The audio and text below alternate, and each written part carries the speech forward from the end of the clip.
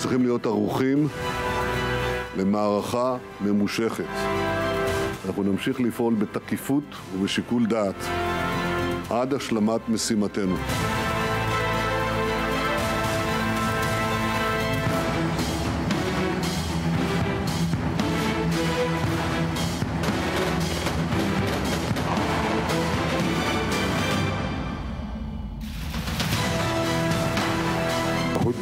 إنسانية لمدة 24 ساعة. What Hamas have been doing throughout the day, which they supposedly declared a ceasefire, they were taking all of the preparations in order to carry out further attacks against the state of Israel and against its civilians.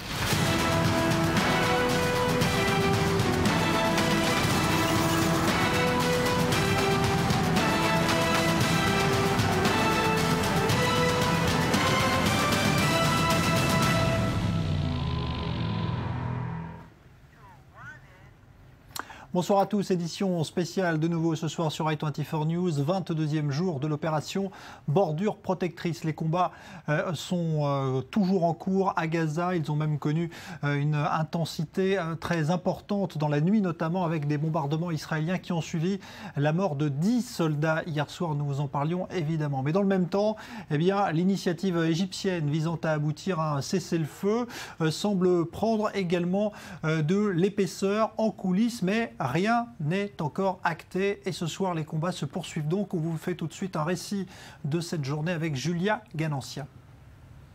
Regain de violence sur la bande de Gaza. Dans la nuit de lundi à mardi, les bombardements nocturnes sont quasi incessants. Vers 3 h du matin, l'armée israélienne bombarde la maison du leader du Hamas, Ismail Haniyeh. Nous disons à l'ennemi que nous sommes inébranlables malgré les blessés et la destruction. Nous tous, les habitants de Gaza et le gouvernement, restons fermes et patients. Dans la matinée, un incendie se déclare dans la seule centrale électrique de la bande de Gaza après un bombardement de l'armée israélienne dans la nuit. Cette usine assure à elle seule environ 30% de la consommation d'électricité à Gaza. Cet endroit, c'est une des centrales qui distribue l'électricité à la bande de Gaza. Hier, elle a été la cible de bombardements qui n'ont pas causé d'incendie, mais aujourd'hui, à 5 h du matin, elle a été pilonnée de nouveau et elle a pris feu. L'incendie a désormais atteint la partie du stockage du carburant. L'armée israélienne annonce avoir ciblé plus de 70 sites terroristes au cours de la nuit. Parmi les sites ciblés, 2 centres de commandement du Hamas, 4 stocks d'armes cachés dans des mosquées, un tunnel et une rampe souterraine de lancement de roquettes. Dans la journée, un tunnel est découvert à Saguiya, à Gaza, et donne lieu à des échanges de tirs entre Tsahal et le Hamas. L'armée israélienne appelle ensuite les habitants de l'est de Khan Younes d'évacuer leurs maisons avant de bombarder la zone. Soudain, des missiles ont été déversés comme la pluie. Nous avons quitté nos maisons. Certains ont couru dans cette direction, d'autres ont couru dans l'autre sens. Les gens ne savaient pas où aller, les gens criaient « évacuation ». Plus de 100 Palestiniens seraient morts aujourd'hui selon le ministère de la Santé. 5 terroristes palestiniens ont été tués alors qu'ils tentaient de s'infiltrer en territoire israélien. Depuis le début du conflit, plus de 1110 personnes auraient perdu la vie dans la bande de Gaza, dont plus de 300 combattants du Hamas selon l'armée israélienne. 2 invités pour démarrer cette édition spéciale, 2 députés. Tout d'abord un député à la Knesset, député du Likoud, Ofir Akounis, bonsoir, merci à vous d'être là. Et Meir Habib, bonsoir à vous, bonsoir. Vous êtes député des Français de l'étranger. Alors un mot tout d'abord, Ofir Akounis, sur la situation aujourd'hui. On voit que les combats se sont intensifiés, en tout cas les bombardements de Tsahal et les opérations militaires. Et en même temps, on voit qu'il y a aussi une tentative de parvenir à un cessez-le-feu. John Kerry vient de déclarer que Netanyahou n'y était pas hostile. Est-ce que pour vous, on est proche là d'une solution diplomatique ou est-ce que l'opération militaire, au contraire, bat toujours son plein ? Il n'y a pratiquement pas de guerre ou de combat qui ne se termine pas par une solution diplomatique en fin de compte. Et donc, est-ce que nous en approchons ? Je pense qu'il y a encore du travail à faire pour Israël, d'abord et avant tout pour lever cette menace épouvantable de tunnels et galeries creusés dans lesquels quartiers civils de Gaza surtout, vers nos localités. Aujourd'hui, j'ai été dans le sud, dans l'hôpital d'Ashkelon, où j'ai rendu visite à des blessés et à Sderot. C'est intolérable que dans des localités israéliennes, il y ait une menace de terroristes qui risquent d'arriver par-dessous la barrière de sécurité par des tunnels. Et donc je vous dis que jusqu'à ce que le Premier ministre Netanyahou, qui mène cette opération avec grande discrétion et responsabilité, très réfléchie, et vu la situation au Proche-Orient et à travers le monde, tant que le Premier ministre et le cabinet de sécurité n'arriveront pas à la conclusion que nous ne sommes pas arrivés à la situation que nous n'avons pas encore de la sécurité, nous continuerons les actions et c'est ainsi que ça se fera. D'ailleurs, le cabinet de sécurité, Ophir Akouni, qui était prévu là ce soir, a été reporté à demain. C'est quoi? C'est le signe qu'il y a des discussions en cours, qu'on essaie d'examiner peut-être des propositions? Il y a constamment en arrière-fond, dès les premiers jours des combats, il faut connaître les faits, il y a eu des débats, la question s'est posée d'un cessez-le-feu. Et il est très important de se souvenir, lorsqu'Israël a été d'accord de cesser le feu pour des cessez-le-feu humanitaires, l'autre partie, toujours, et ça a été 5 fois le cas, l'autre côté a refusé et a d'ailleurs transgressé ces cessez-le-feu. Et nous sommes arrivés à la conclusion en Israël, et c'est évident pour le Premier ministre Netanyahou, que le cessez-le-feu, s'il a lieu, devra répondre à nos propres besoins. Ce n'est pas nous qui avons ouvert le feu, ce n'est pas nous qui avons commencé cette guerre, nous ne sommes pas l'agresseur, nous sommes sur la défensive. Et évidemment, d'un autre côté, nous attaquons les infrastructures terroristes et quand on arrivera à la conclusion que nous avons atteint les objectifs fixés, c'est à ce moment-là que nous pourrons voir les détails d'un cessez-le-feu. Mais il y a une chose qui doit être très claire. Notre demande est de démilitariser la bande de Gaza de ces armements qui sont arrivés ces 12, 13, 14 années dans ce territoire. Alors Meir Habib, vous aussi, vous vous êtes rendu dans le sud d'Israël aujourd'hui, où vivent de nombreux francophones qui sont sous la menace de ces roquettes qui continuent d'ailleurs. La France a soutenu, on va dire, cette opération militaire dès le départ, mais on a vu des manifestations aussi en France particulièrement hostiles à Israël. Tout à fait, il y a une position responsable de la part du président de la République et du Premier ministre. Par contre, ce qui était beaucoup moins responsable, qui c'était dramatique, c'est les manifestations 70 ans après la Shoah, où on a crié mort aux Juifs, pas seulement mort à Israël, ce qui est déjà grave. Mohamed Merah avait raison, on a cassé des magasins juifs, il y a eu des milliers de personnes dans la rue qui ont crié leur haine du juif, et ça c'est dramatique. Hélas, je n'ai pas vu ces gens-là manifester lorsqu'il y a eu près de 200 000 morts aujourd'hui en Syrie, entre islamistes. Pas la moindre manifestation, ce sont des gens qui sortent uniquement dans la rue quand il y a un pays, l'État d'Israël, qui est un État de légitime défense, qui a été attaqué et qui défend sa population civile. C'est dommage et c'est tragique. Je suis très inquiet non seulement pour les Juifs de France, mais surtout pour la France. Sur la situation justement aujourd'hui à Gaza, est-ce que vous avez l'impression qu'Israël aujourd'hui est arrivé à un point où elle peut se permettre d'obtenir un cessez-le-feu, d'accepter un cessez-le-feu? Israël a accepté, comme ça a été rappelé par M. Akouni, député de la Knesset, à 5 reprises un cessez-le-feu. Mais l'objectif du Hamas est d'avoir le maximum de morts. Le maximum de morts chez les Israéliens civils, pour que c'est une jouissance absolue à chaque fois qu'il y a un civil mort, mais aussi le maximum de civils tués dans sa population. Ils prennent les femmes et les enfants, et on a vu certains films qui n'ont pas été projetés en France sur la télévision allemande, où ils obligent les femmes et les enfants à être des boucliers humains. Ça, personne ne le dit, parce qu'ils veulent le maximum de pertes de part et d'autre.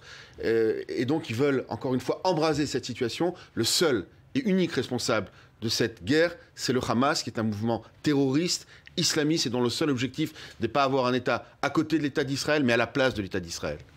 Ophir Akouni, si aujourd'hui l'opération s'arrête, les militaires disent qu'ils ont globalement rempli à peu près leurs objectifs. Et certains, dans le gouvernement, comme Bennett, disent mais il faudrait aller mettre le Hamas à genoux. Est-ce que pour vous, il faut pousser un peu plus les opérations ? Écoutez, je pense qu'il faut frapper fortement une organisation terroriste monstrueuse qui a pour seul objectif de toucher des femmes et des enfants et des populations innocentes sur un territoire où il n'y a aucun débat territorial et qui touche Tel Aviv, Ashkelon, Ashdod, Netivot et Ofakim.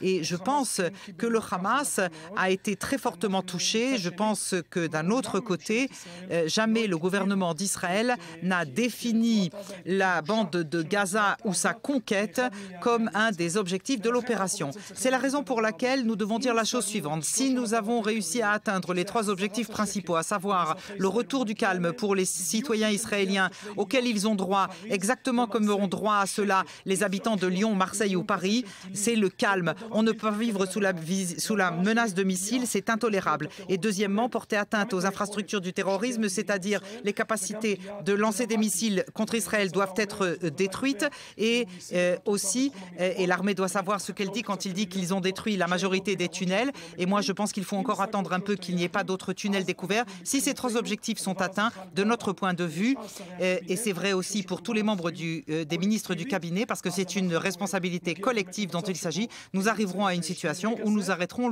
les tirs. Mais à ce stade, à l'heure où je vous parle, nous n'en sommes pas là. Je voudrais encore dire une chose à la suite de ce qu'a dit M. Habib. Israël est en fait la forteresse, l'avant-position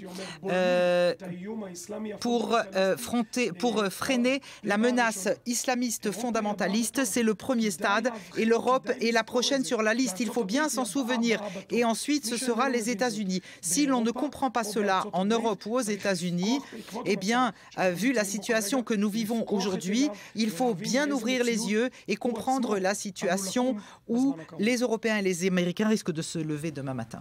Si je peux ajouter un point, parce que c'est un point qui est fondamental. Nous ne sommes pas aujourd'hui dans une guerre de territoire, nous sommes dans une guerre de religion.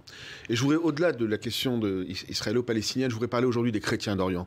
On en parle tellement peu. Les chrétiens en Orient sont en train de disparaître. Ils sont en train de disparaître en Syrie. Ils sont en train de disparaître au Liban. Ils sont en train d'être massacrés. Il y a 0 chrétien aujourd'hui à Mossoul, dans l'indifférence la plus totale. Je ne parle pas évidemment des malheureux chrétiens en Afrique, Boko Haram, etc. Mais le drame aujourd'hui, c'est qu'il n'y a pas, les journalistes ne sont pas là-bas. Vous savez pourquoi les journalistes ne sont pas en Syrie, ils ne sont pas sur les chrétiens d'Orient, etc. Parce qu'ils sont ou tués, ou capturés, et donc ils ne peuvent pas faire de reportage. Le seul moment où on a parlé des chrétiens d'Orient un petit peu, où ces malheureuses filles de Boko Haram qui ont été kidnappées, c'est quand Madame Obama a pris un panneau en disant « Bring back our girls ». Et à ce moment-là, les gens sont commencés à se rappeler, mais ça fait des années que les chrétiens sont massacrés dans le silence le plus absolu. Il faut revenir aux fondamentaux. Et cette guerre n'est pas une guerre de territoire, c'est une guerre de religion. Et l'objectif du Hamas, c'est écrit dans sa charte, c'est de détruire l'État d'Israël. Et aujourd'hui, quand j'étais visiter des soldats français, qui ont été soldats franco-israéliens, un à qui on a coupé une jambe, l'autre qui était entre la vie et la mort et qui est en train de sortir, M. Benaïm et M. Shemla, ces soldats. Quand on voit la façon dont les Israéliens mettent cette guerre, il n'y a pas de guerre propre, mais l'armée d'Israël est une armée qui est humaine, qui fait attention, parce que si jamais elle ne faisait pas attention aux civils, il n'y aurait pas eu 1000 morts aujourd'hui, on en serait comme à Caen, par exemple. Vous savez, à Caen, lors du débarquement, on a fêté le D-Day il y a quelques jours, il y a eu 20 000 morts en Normandie en l'espace de quelques jours pour libérer l'Europe. 20 000 morts, je ne parle pas du nombre de morts, 100 000 morts à Dresde et encore plus à Berlin. Alors, il n'y a pas de guerre propre, évidemment. La question est de savoir qui est le responsable et pourquoi ce pays se bat. Et moi, en tant que citoyen français aujourd'hui, je viens évidemment visiter nos compatriotes, mais je dis aujourd'hui, Israël est un État qui est moral, qui est dans son droit, et on voit des images terribles.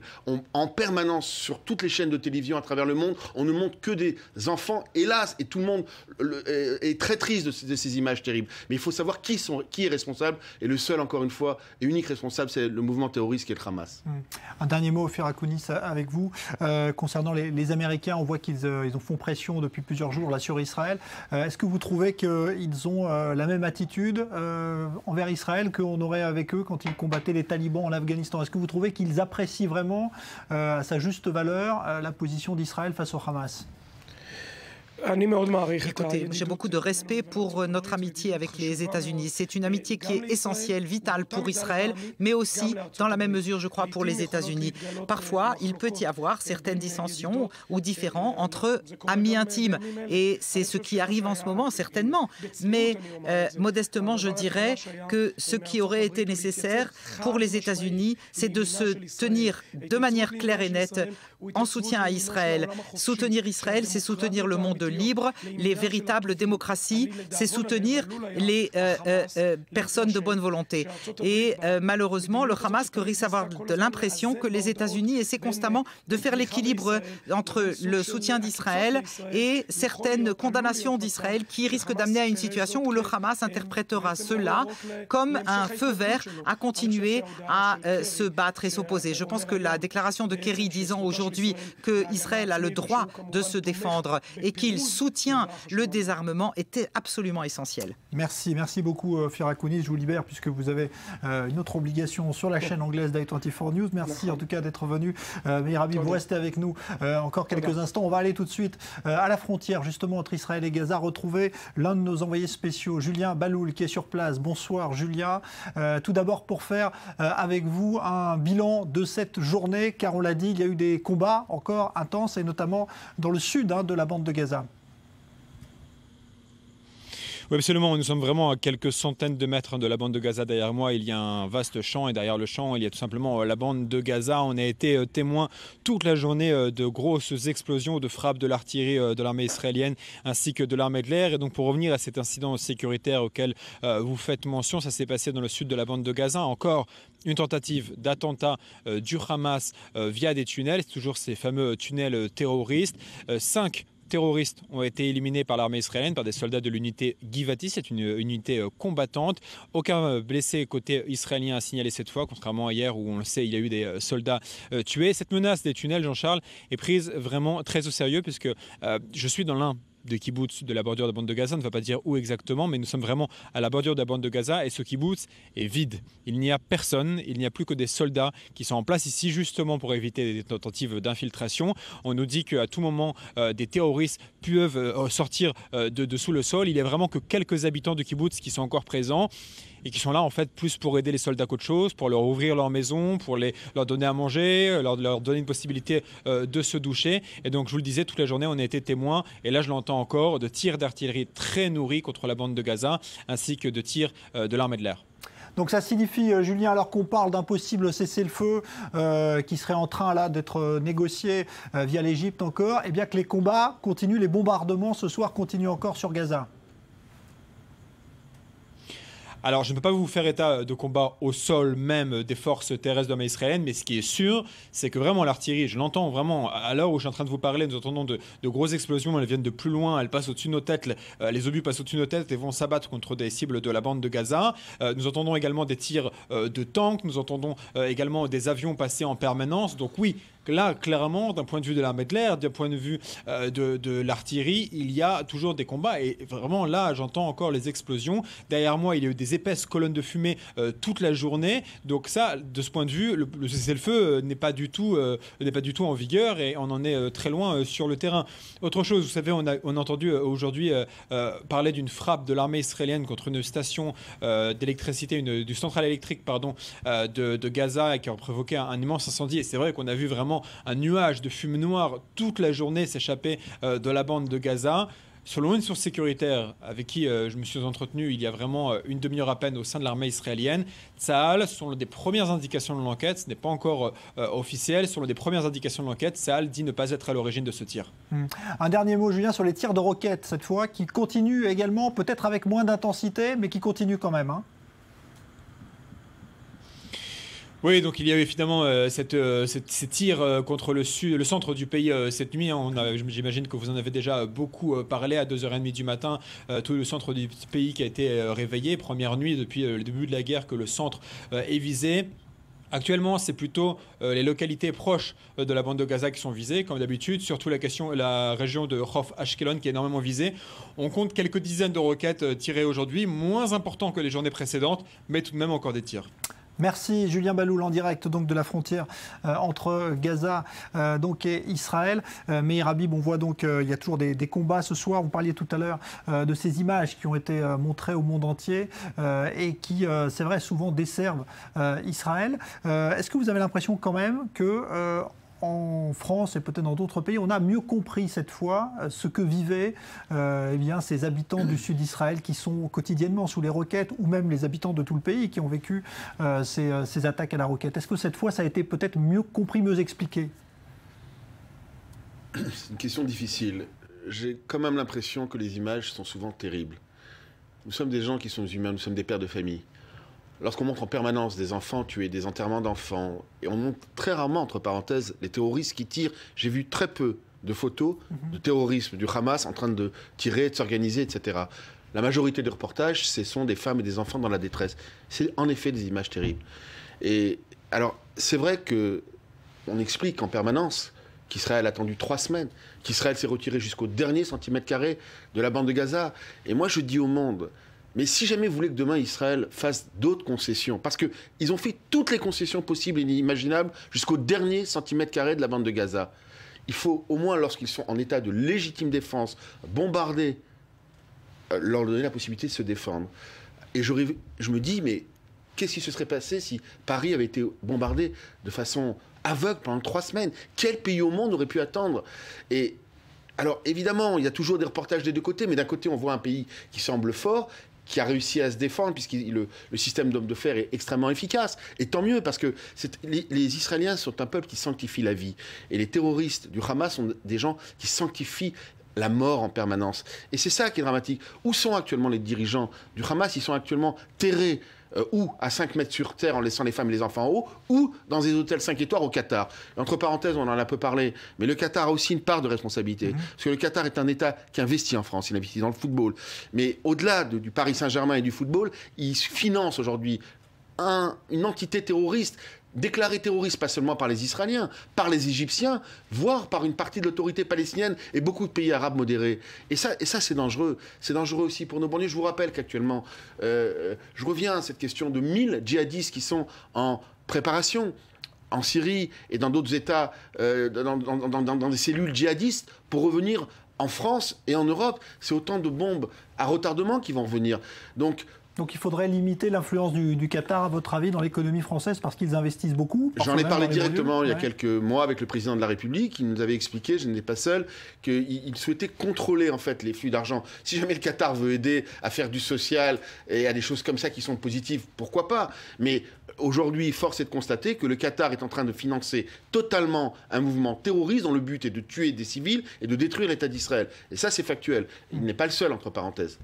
Alors, on va aller à Sderot tout de suite, retrouver notre envoyé spécial d'i24 News au moment où de nouvelles alertes retentissent. Et ça, c'est Julien Baloul qui nous l'a signalé, puisqu'il a vu partir 2 roquettes de la bande de Gaza et qu'effectivement, dans la région de Beth Shemesh, eh bien, les alarmes sont en train de retentir. Donc, on est là dans le sud et également un peu plus au nord d'Israël. On va retrouver à Sderot, une ville frontalière avec Gaza, Léa Berdugo, qui se trouve d'ailleurs avec un habitant d'un kibbutz, car vous nous le disiez, Léa, bonsoir, il y a cette crainte évidemment ce soir à la fois des roquettes mais aussi maintenant des infiltrations terroristes.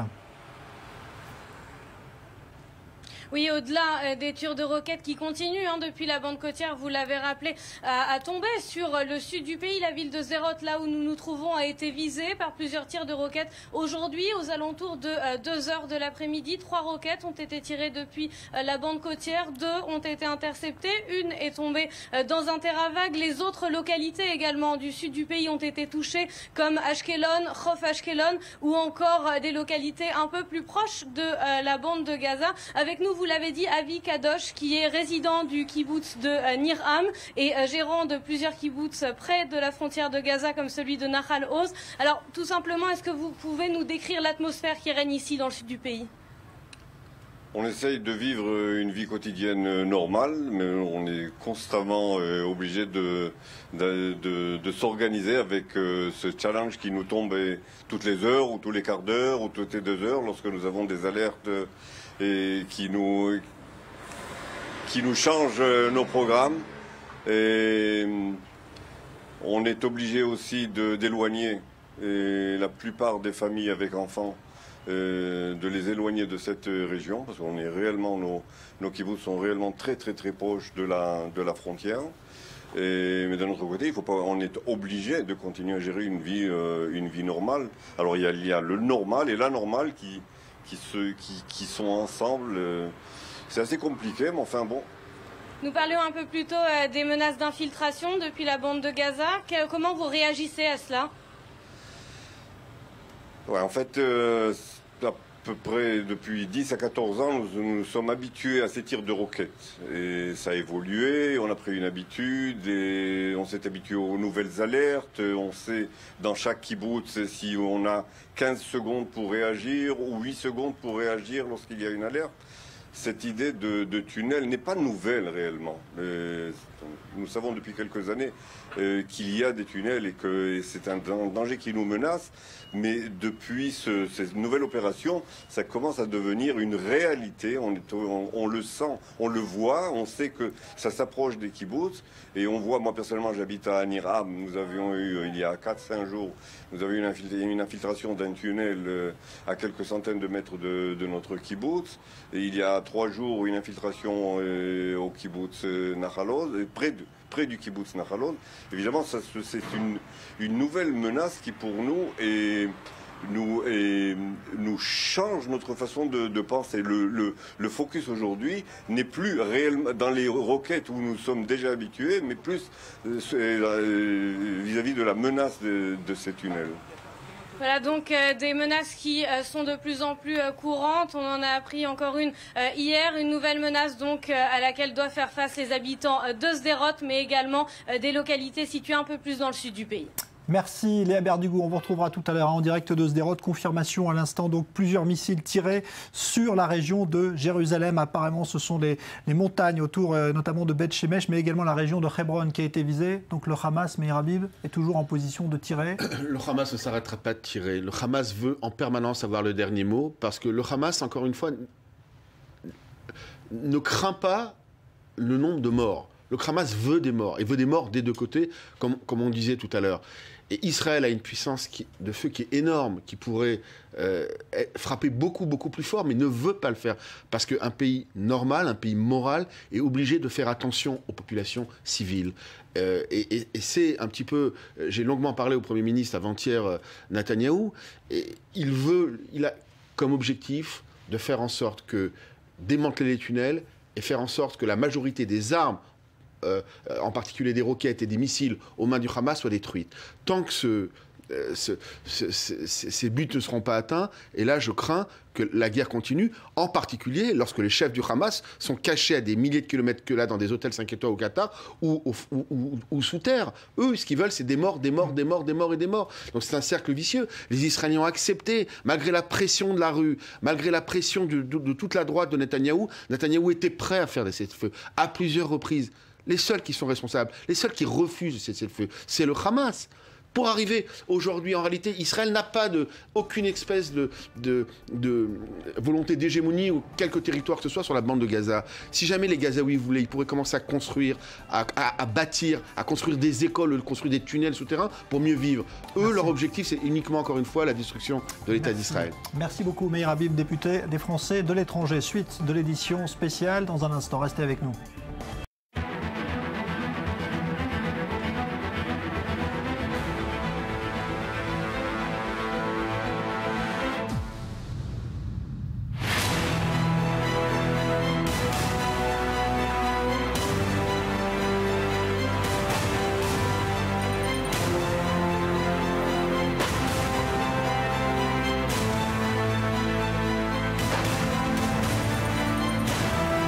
אנחנו צריכים להיות ערוכים למערכה ממושכת.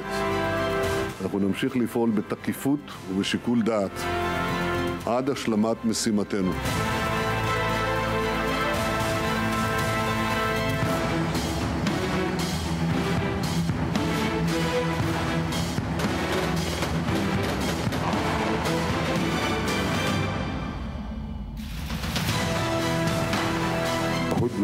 إنسانية لمدة 24 ساعة. What Hamas have been doing throughout the day, which they supposedly declared a ceasefire, they were taking all of the preparations in order to carry out further attacks against the state of Israel and against its civilians.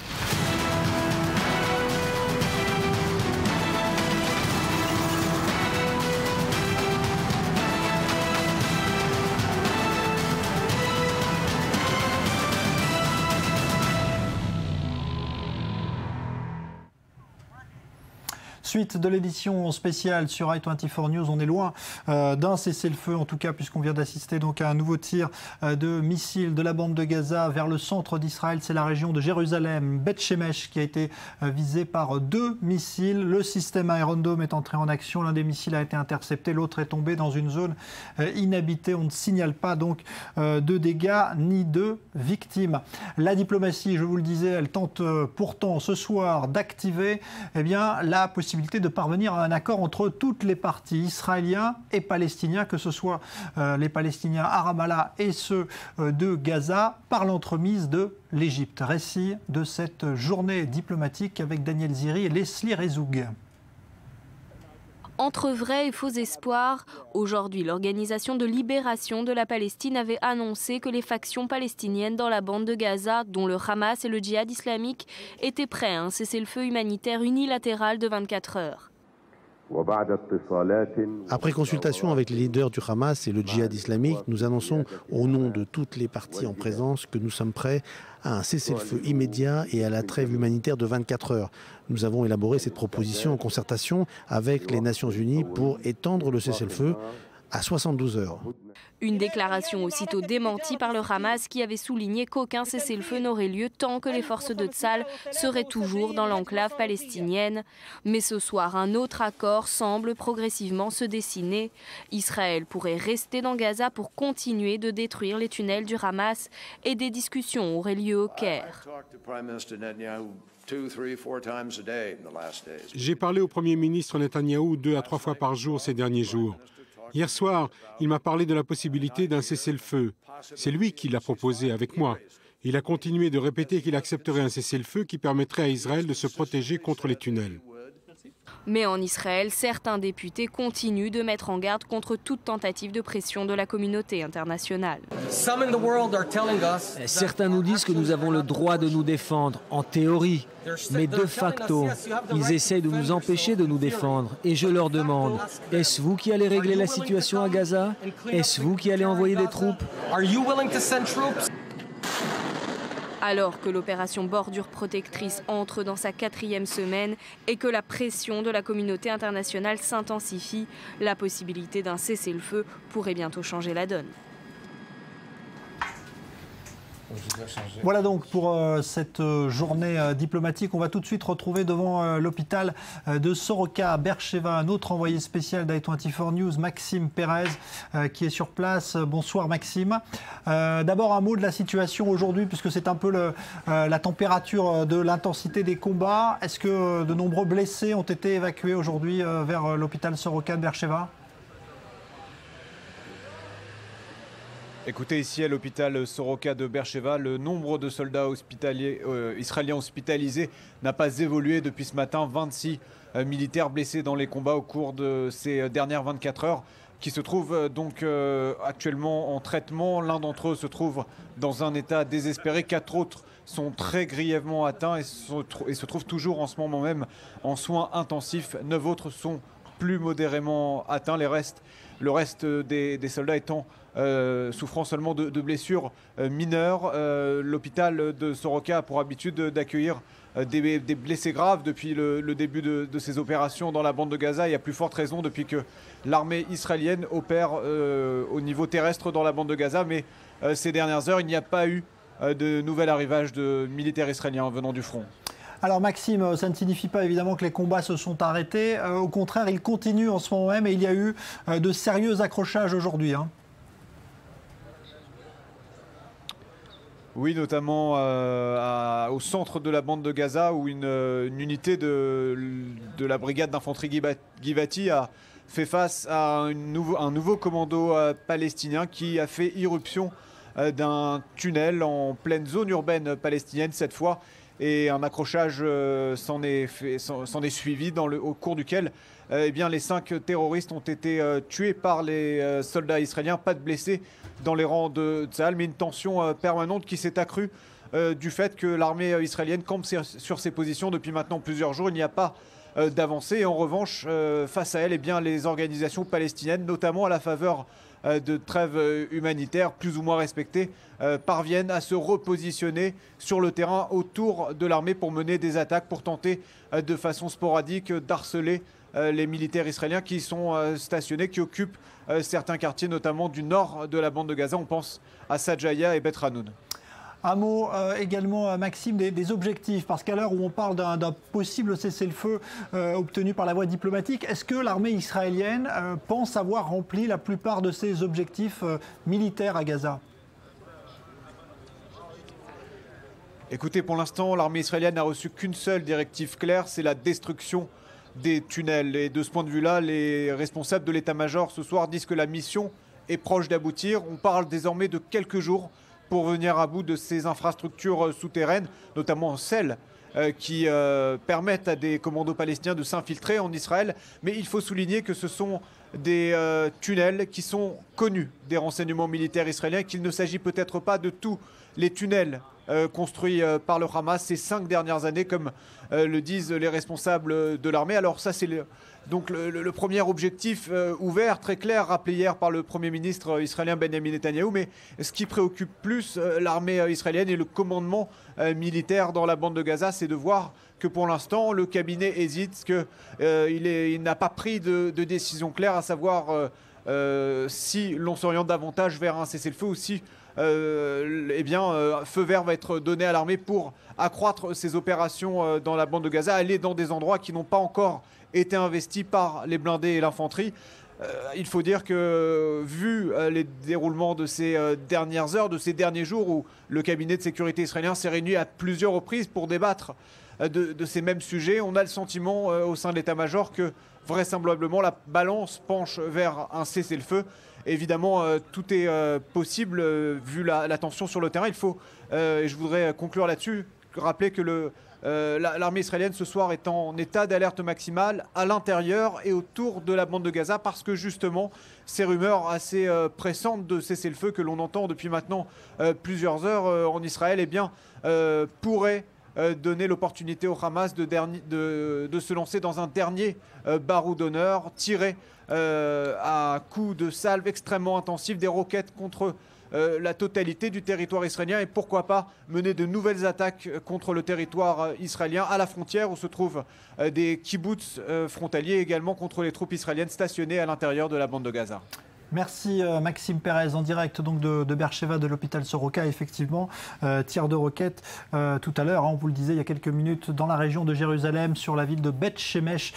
Une roquette interceptée par le système d'homme de fer et une autre qui s'est écrasée dans une zone inhabitée. Bonsoir Zvi Mazel, ambassadeur d'Israël, ancien ambassadeur en Égypte. Alors, il y a effectivement toujours des combats, mais on parle ce soir d'un accord qui est proche, en tout cas sous l'égide toujours et l'entremise de l'Égypte, qui pourrait aboutir à un cessez-le-feu. Est-ce que vous y croyez? Parce que le discours de Netanyahou était hier quand même à se préparer à une campagne qui devait être longue.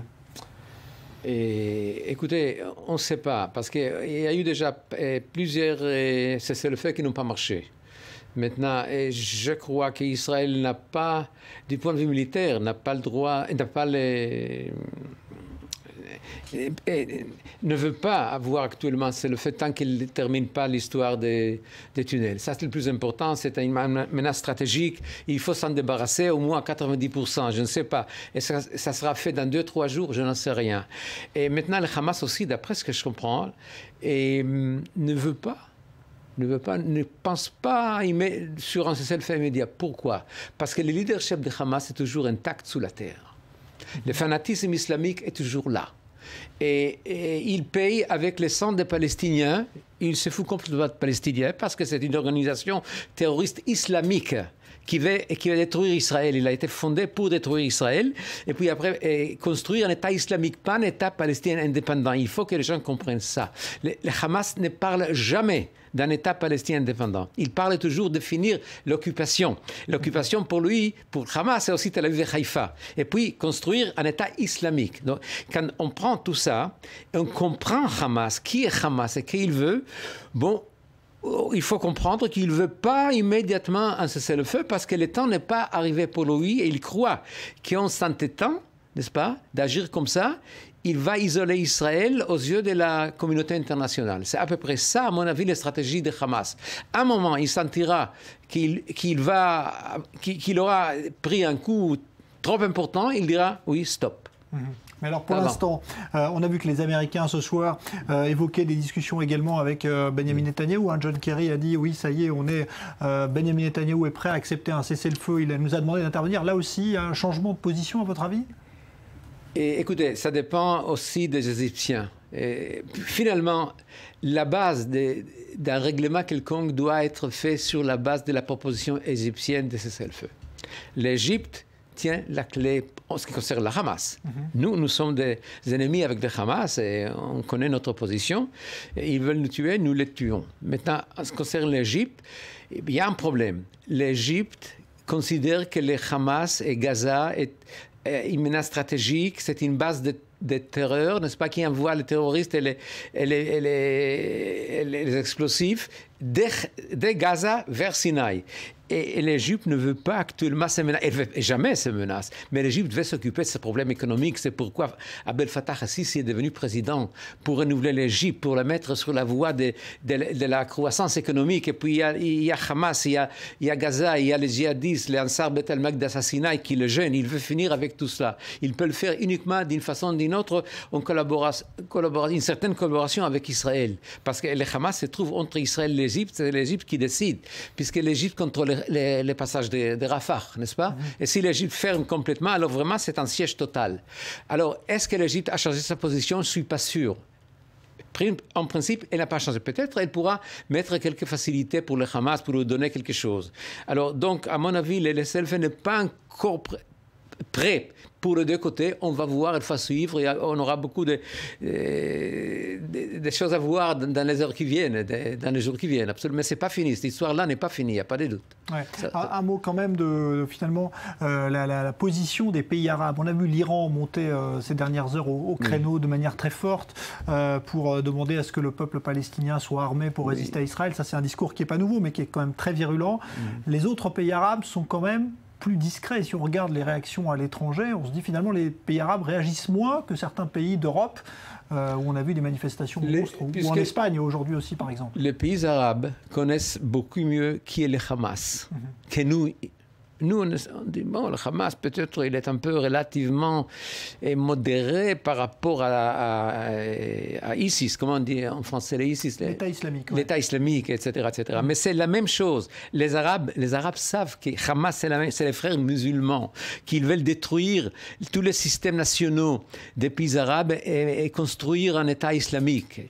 Donc, et puis actuellement, les pays arabes sont occupés par ce qui se passe en Irak, en Syrie, en Libye. Tous les pays arabes les plus importants, n'est-ce pas, disparaissent. Ils n'ont plus de contrôle sur les populations, sur les territoires. Est-ce que vous savez, par exemple, que depuis hier matin, on se bat au sud de Bagdad, n'est-ce pas? L'État islamique, les premiers combattants d'État islamique sont arrivés avant-hier soir à Bagdad, dans le sud de Bagdad, on se bat là-bas.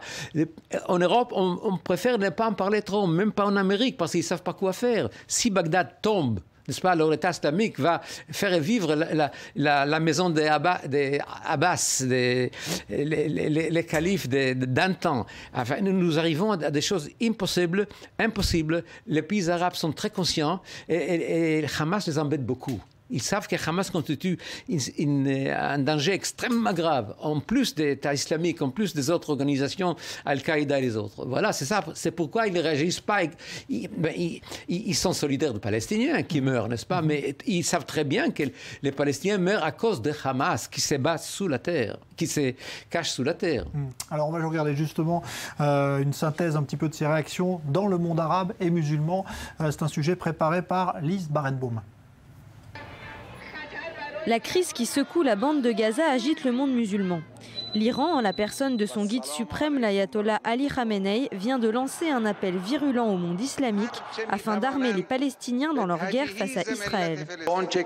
Le président américain a émis une fatwa pour que la résistance soit désarmée, pour qu'il ne puisse pas répondre à tous ces crimes. Nous disons le contraire, le monde entier, et en particulier le monde islamique, doit armer autant qu'il le peut le peuple palestinien. Au niveau diplomatique, deux pôles s'opposent au sein du monde islamique. Le Qatar et la Turquie œuvrent en collaboration avec les États-Unis pour faire arrêter les violences. Le plan, conçu lors d'une réunion à Paris la semaine dernière, a été rejeté par Israël.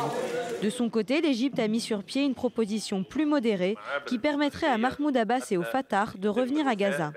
Le président de l'autorité palestinienne, qui vient de rencontrer le roi saoudien Abdallah, devrait d'ailleurs se rendre prochainement au Caire pour établir une proposition de trêve.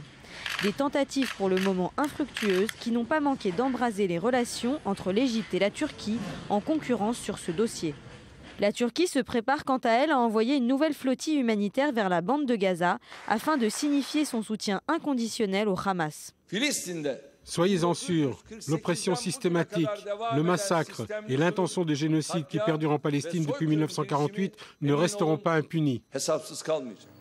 L'aide financière pour Gaza vient pour l'instant principalement des Émirats arabes unis qui ont débloqué 41 millions de dollars pour la reconstruction de l'enclave palestinienne. Dans le reste du monde musulman, le soutien populaire et politique à la cause palestinienne est unanime.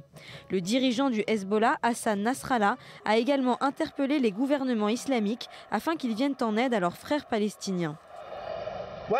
Les gouvernements arabes et islamiques doivent apporter leur soutien politique, moral, médiatique et en matière d'armement, chacun selon ses capacités.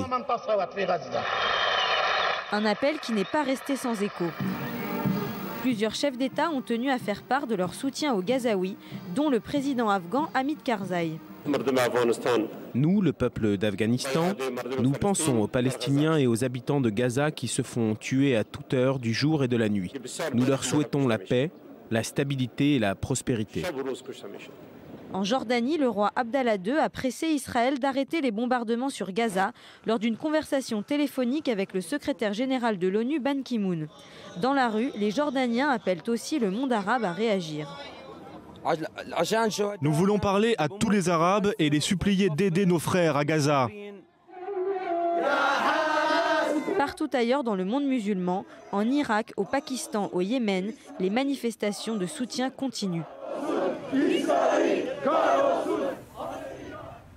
Voilà donc pour ces manifestations dans le monde arabe, mais c'est vrai que l'Iran a été le plus virulent. Hein, oui, il n'y a pas de doute. Alors, regardez, à propos de cette présentation, c'est très intéressant. Les trois pays qui vraiment soutiennent Hamas, c'est la Turquie, dont le Premier ministre Erdogan a été éduqué par les frères musulmans.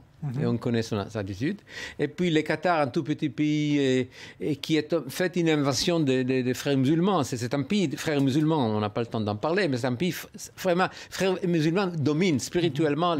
Et puis l'Iran, pas puisque l'Iran aime les frères musulmans, parce que les Iraniens sont des chiites qui veulent imposer leur chiisme sur le Moyen-Orient, mais ils croient que le Hamas est un facteur de déstabilisation pour Israël et pour tout le Moyen-Orient.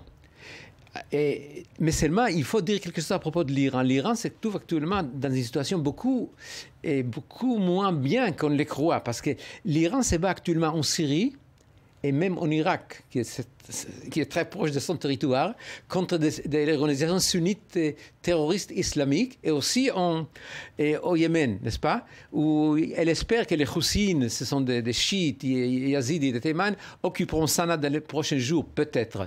Donc l'Iran se trouve actuellement dans une situation extrêmement grave, et il voit que le monde arabe ne réagit pas. Donc elle essaye de pousser, d'inciter le monde arabe, de faire quelque chose, n'est-ce pas, pour le mettre dans une certaine situation de déstabilisation. C'est très intéressant, c'est quelque chose de nouveau. L'Iran se bat sur trop de fronts. Ils ne peuvent pas faire tout, malgré sa façon de parler. Est-ce qu'ils auraient les moyens, à votre avis, d'ouvrir un front via le Hezbollah au nord d'Israël, c'est-à-dire via le Liban? Est-ce qu'aujourd'hui, c'est un danger auquel Israël doit penser là, avec ce qui se passe? Oui, c'est un danger parce qu'il s'agit de fanatiques, tout est possible. Mais ils savent que si jamais ils ouvrent ça, ils ouvrent un front, et le Liban sera détruit, plus ou moins détruit. On va détruire toute l'infrastructure du Liban. Le Liban, c'est un pays souverain, n'est-ce pas, connu. On ne veut pas le faire, mais on devra le faire. Ils le savent très bien.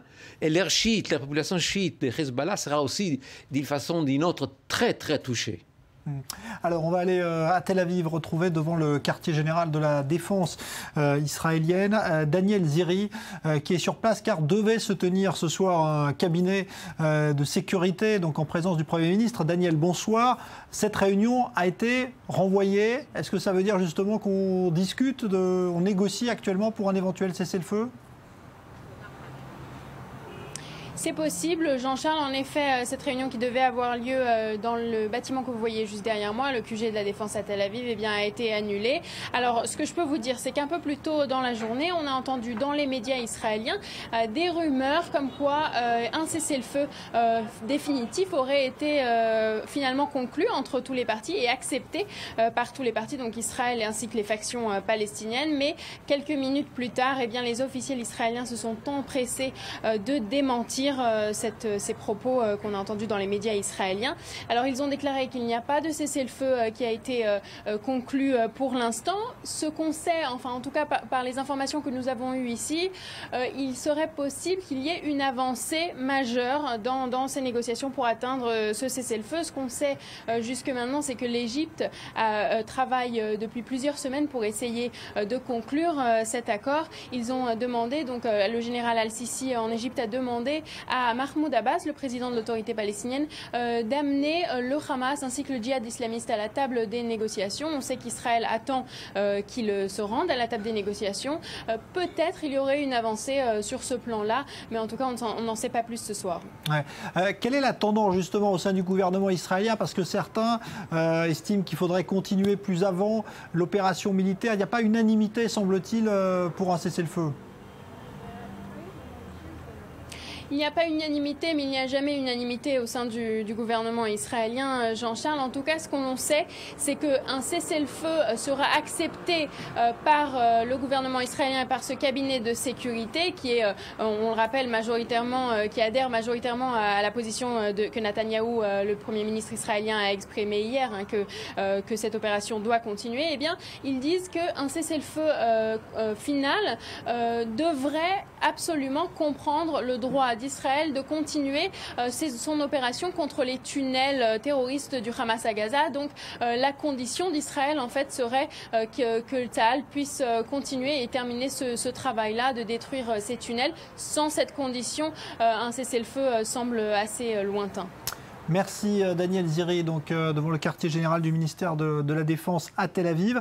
À l'instant, c'est le djihad islamique à Gaza qui vient de revendiquer les 2 tirs de missiles dont on vous parlait tout à l'heure sur la région de Jérusalem. On parlait de l'Iran, donc c'est effectivement... D'ailleurs, est-ce que, à votre avis, l'Iran, quand il menace comme cela d'armer ou de demander à ce qu'on arme les Palestiniens de Gaza, a les moyens aujourd'hui de faire parvenir des armes encore à Gaza, où c'est devenu quasiment impossible? Ça m'étonnerait. Ouais. Peut-être il y a quelque chose qu'on ne connaît pas, mais nous savons très bien que les Égyptiens ont fermé jusqu'à présent, si mon compte est bon, 1250 tunnels, n'est-ce pas? Et puis il y a des concentrations de l'armée égyptienne surtout au long de la frontière avec Gaza. Il y a peut-être d'autres tunnels, mais il faut aussi amener l'équipement ou les missiles ou je ne sais pas quoi par les Soudan. Soudan, Égypte, Sinaï, Gaza. C'est très compliqué, très difficile. C'est peut-être la propagande iranienne, mais on ne voit pas comment peut-être les spécialistes des Tsahal diront autre chose, mais ça sera très très difficile pour l'Iran d'amener des quantités importantes en tout cas, qui pourront changer la balance. C'est ça, hein. Et pourtant, là-bas, dans le monde arabe islamique, on parle tout le temps, on menace tout le temps, on ne sait jamais quelle est l'imagination et quelle est la réalité. Il y a ici un problème, il n'y a pas de doute. Ouais. Alors, on signale d'importants combats. On ira retrouver tout à l'heure à la frontière entre Gaza et Israël Julien Baloul, l'un de nos envoyés spéciaux, car il y aurait, semble-t-il, des combats intenses là, qui sont signalés par plusieurs médias israéliens. On est ce soir, donc effectivement, au 22e jour de l'opération Zvi Mazel.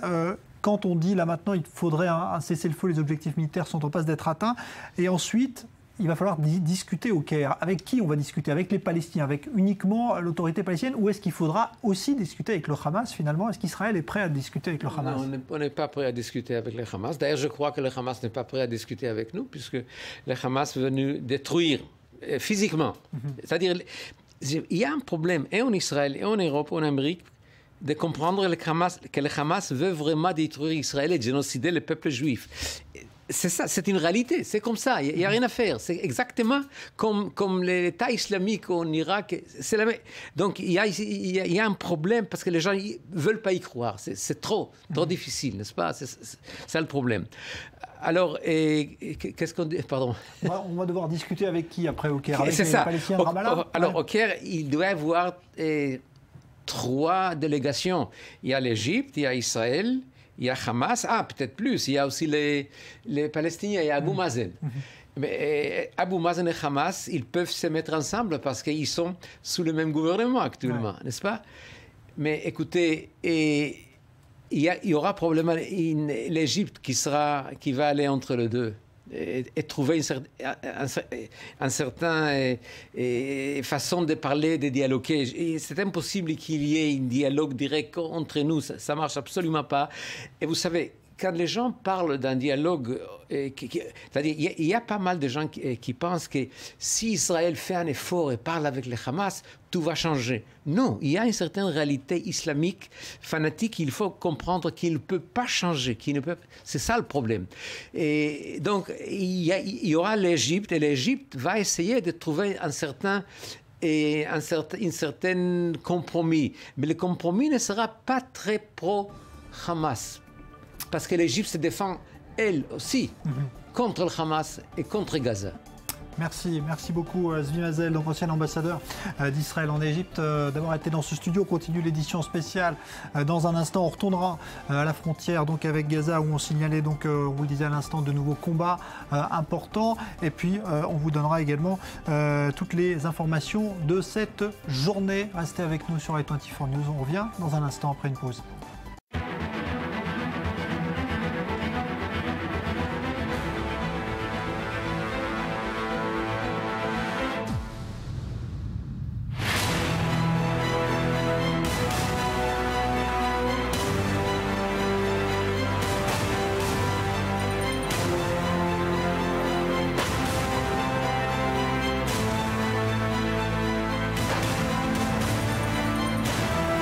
אנחנו צריכים להיות ערוכים למערכה ממושכת. אנחנו נמשיך לפעול בתקיפות ובשיקול דעת עד השלמת משימתנו.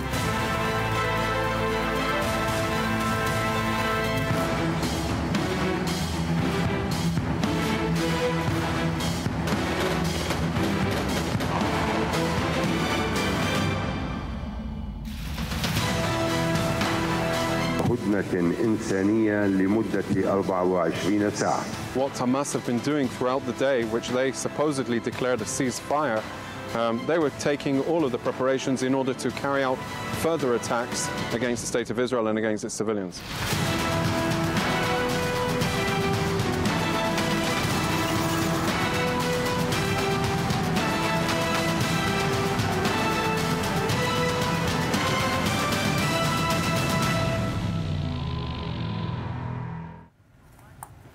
Suite de l'édition spéciale sur i24 News, 22e jour de l'opération Bordure Protectrice et des combats toujours en cours dans la bande de Gaza entre l'armée israélienne et le Hamas et les autres factions terroristes palestiniennes. On va retrouver tout de suite à la frontière entre Gaza et Israël Julien Baloul. Julien, on fait un nouveau point de la situation avec vous et notamment de l'activité militaire. L'activité militaire est très intense dans la bande de Gaza. Je vous le disais tout à l'heure, les tirs d'artillerie, de l'armée de l'air se poursuivent. On entend également des tirs sur place. On a appris il y a quelques instants que 5 soldats avaient été blessés par des éclats d'obus de mortier. On n'en sait pas plus actuellement. On a vu également, vous l'avez dit tout à l'heure en direct, 2 roquettes partir derrière nous en direct depuis la bande de Gaza. Quelques secondes après, on a appris des sirènes dans la région des collines de Jérusalem, notamment à Beth Shemesh, et pas loin également de Hébron, Jean-Charles. On rappelle également, Julien, ce qui s'est passé aujourd'hui, parce qu'il y a eu évidemment beaucoup de bombardements, de combats également, et notamment encore des terroristes qui ont tenté de sortir d'un tunnel. Oui, absolument. Ça s'est passé dans le sud de la bande de Gaza. Encore une fois, une tentative d'infiltration terroriste similaire à celle des jours précédents. Je vous rappelle que hier, l'infiltration terroriste a causé la mort de plusieurs Israéliens. Cette fois-ci, ça s'est passé dans le sud d'Israël. La tentative a été avortée par l'armée israélienne et 5 terroristes ont été tués. Merci Julien Baloul. Donc, on entend d'ailleurs derrière vous ces tirs d'artillerie qui continuent. Donc on vous retrouvera tout à l'heure. On va évoquer avec vous, Daniel Haïk, bonsoir, cette situation militaire. D'abord sur le terrain, là ce soir, un officiel disait tout à l'heure que l'armée israélienne était en passe de remplir ses objectifs militaires, c'est-à-dire notamment la maîtrise des tunnels, mais on s'aperçoit qu'il y en a toujours, en tout cas, qui parviennent à sortir de tunnels. Donc on se demande si vraiment cet objectif peut être atteint aussi rapidement. Bon, alors sur la quarantaine de tunnels offensifs, de ces fameux tunnels qui passent sous la frontière et qui arrivent en territoire israélien, il semble que l'armée israélienne ait réussi à neutraliser 2 tiers de ces une quarantaine de tunnels. Et donc, il reste encore un tiers de tunnels à neutraliser. Et puis, donc, finalement, vérifier s'il n'y en a pas encore d'autres qui se cachent. Comme on l'a pu le voir, même le tunnel d'hier était un tunnel apparemment découvert, mais qui n'avait pas été traité par l'armée israélienne. Et tout cela inquiète l'armée israélienne, parce que finalement, c'est toute une installation, tout un déploiement de force pour traiter chacun des tunnels. Il faut comprendre que pour que les soldats, en tout cas les soldats du génie, puissent neutraliser ces tunnels, il faut déployer énormément de force autour, il faut dresser des dunes de sable qui protègent les soldats israéliens. C'est beaucoup d'organisation et l'armée israélienne ne craint que quelque part, à partir du moment où on prolonge cela indéfiniment, eh bien, cela fait de certains soldats israéliens des cibles trop voyantes pour les terroristes du Hamas. Et puis il y a un autre sentiment qui semble dominer en tout cas et qui a été répercuté par certains officiers supérieurs de l'armée israélienne, le sentiment de stagner, de piétiner quelque peu. Et vous savez que si on n'avance pas, eh bien on a le sentiment de reculer quelque part dans l'armée israélienne. Alors, hier, Benjamin Netanyahou semblait très ferme dans sa position. Il a dit qu'il fallait aller de l'avant, que la campagne serait longue. Il a fait montre de fermeté. Et donc, on voudrait peut-être quelque part du côté de l'armée israélienne voir traduire ces paroles en actes ou en décisions du cabinet restreint pour la sécurité nationale sur le terrain. Allez, donc terminer le travail, il faut encore 2, 3 jours, peut-être 4 jours jusqu'à la fin de la semaine au moins pour que l'armée israélienne termine la neutralisation de tous les tunnels. Et ensuite, eh bien, il faudra voir si on passe à la phase supérieure. Est-ce que l'on va chercher des bunkers, des arsenaux d'armes de l'armée du Hamas, ou alors si on se suffit de cela, on attend parallèlement des initiatives diplomatiques pour un cessez-le-feu. Ça, c'est la grande inconnue. On a le sentiment quelque part de piétiner. Après la déclaration très ferme hier de Benjamin Netanyahou, aujourd'hui, ce sentiment d'attentisme qui inquiète un peu les militaires dans l'armée israélienne. Alors on va continuer d'en parler évidemment avec vous Daniel Haïk, mais on va revenir tout d'abord sur cette attaque dramatique qui a eu lieu hier près d'un kibbutz dans le sud d'Israël, infiltration d'un commando terroriste du Hamas via un tunnel et 5 soldats israéliens qui ont été tués. Récit donc de cette attaque avec Leslie Rezoug. L'infiltration a eu lieu en début de soirée. Des membres du Hamas sont entrés depuis Gaza, près de Sha'ar HaNegev, via l'un des nombreux tunnels forés par le groupe islamiste. Selon l'armée, au moins 4 d'entre eux seraient sortis par le trou de l'autre côté de la frontière. Face à face avec une division militaire de Tzal, ils ont rapidement ouvert le feu, lançant même une grenade contre les soldats, faisant 5 victimes. Il s'agit des sergents Sagi Erez, Dor Deri, Daniel Kedmi, Barkei Ishar Shor et Nadav Raymond. Les membres du Hamas ont même tenté d'emporter le corps de l'un des soldats tués dans la fusillade, mais face à la salve de tir de Tzal, ils n'ont pas pu mener leur projet à exécution. L'un des terroristes est mort sur le coup, les autres sont retournés dans le tunnel pour rejoindre la bande de Gaza, poursuivis par des soldats. Les combattants du Hamas auraient laissé derrière eux des kalachnikovs et des missiles. L'armée continue quant à elle de rechercher activement d'autres terroristes impliqués dans l'attaque et compte bien poursuivre le démantèlement et la neutralisation des tunnels du Hamas. Leur but, empêcher les combattants islamistes de pénétrer dans l'un des kibboutz frontaliers et détruire ces tunnels qui servent de cache d'armes pour la lutte armée.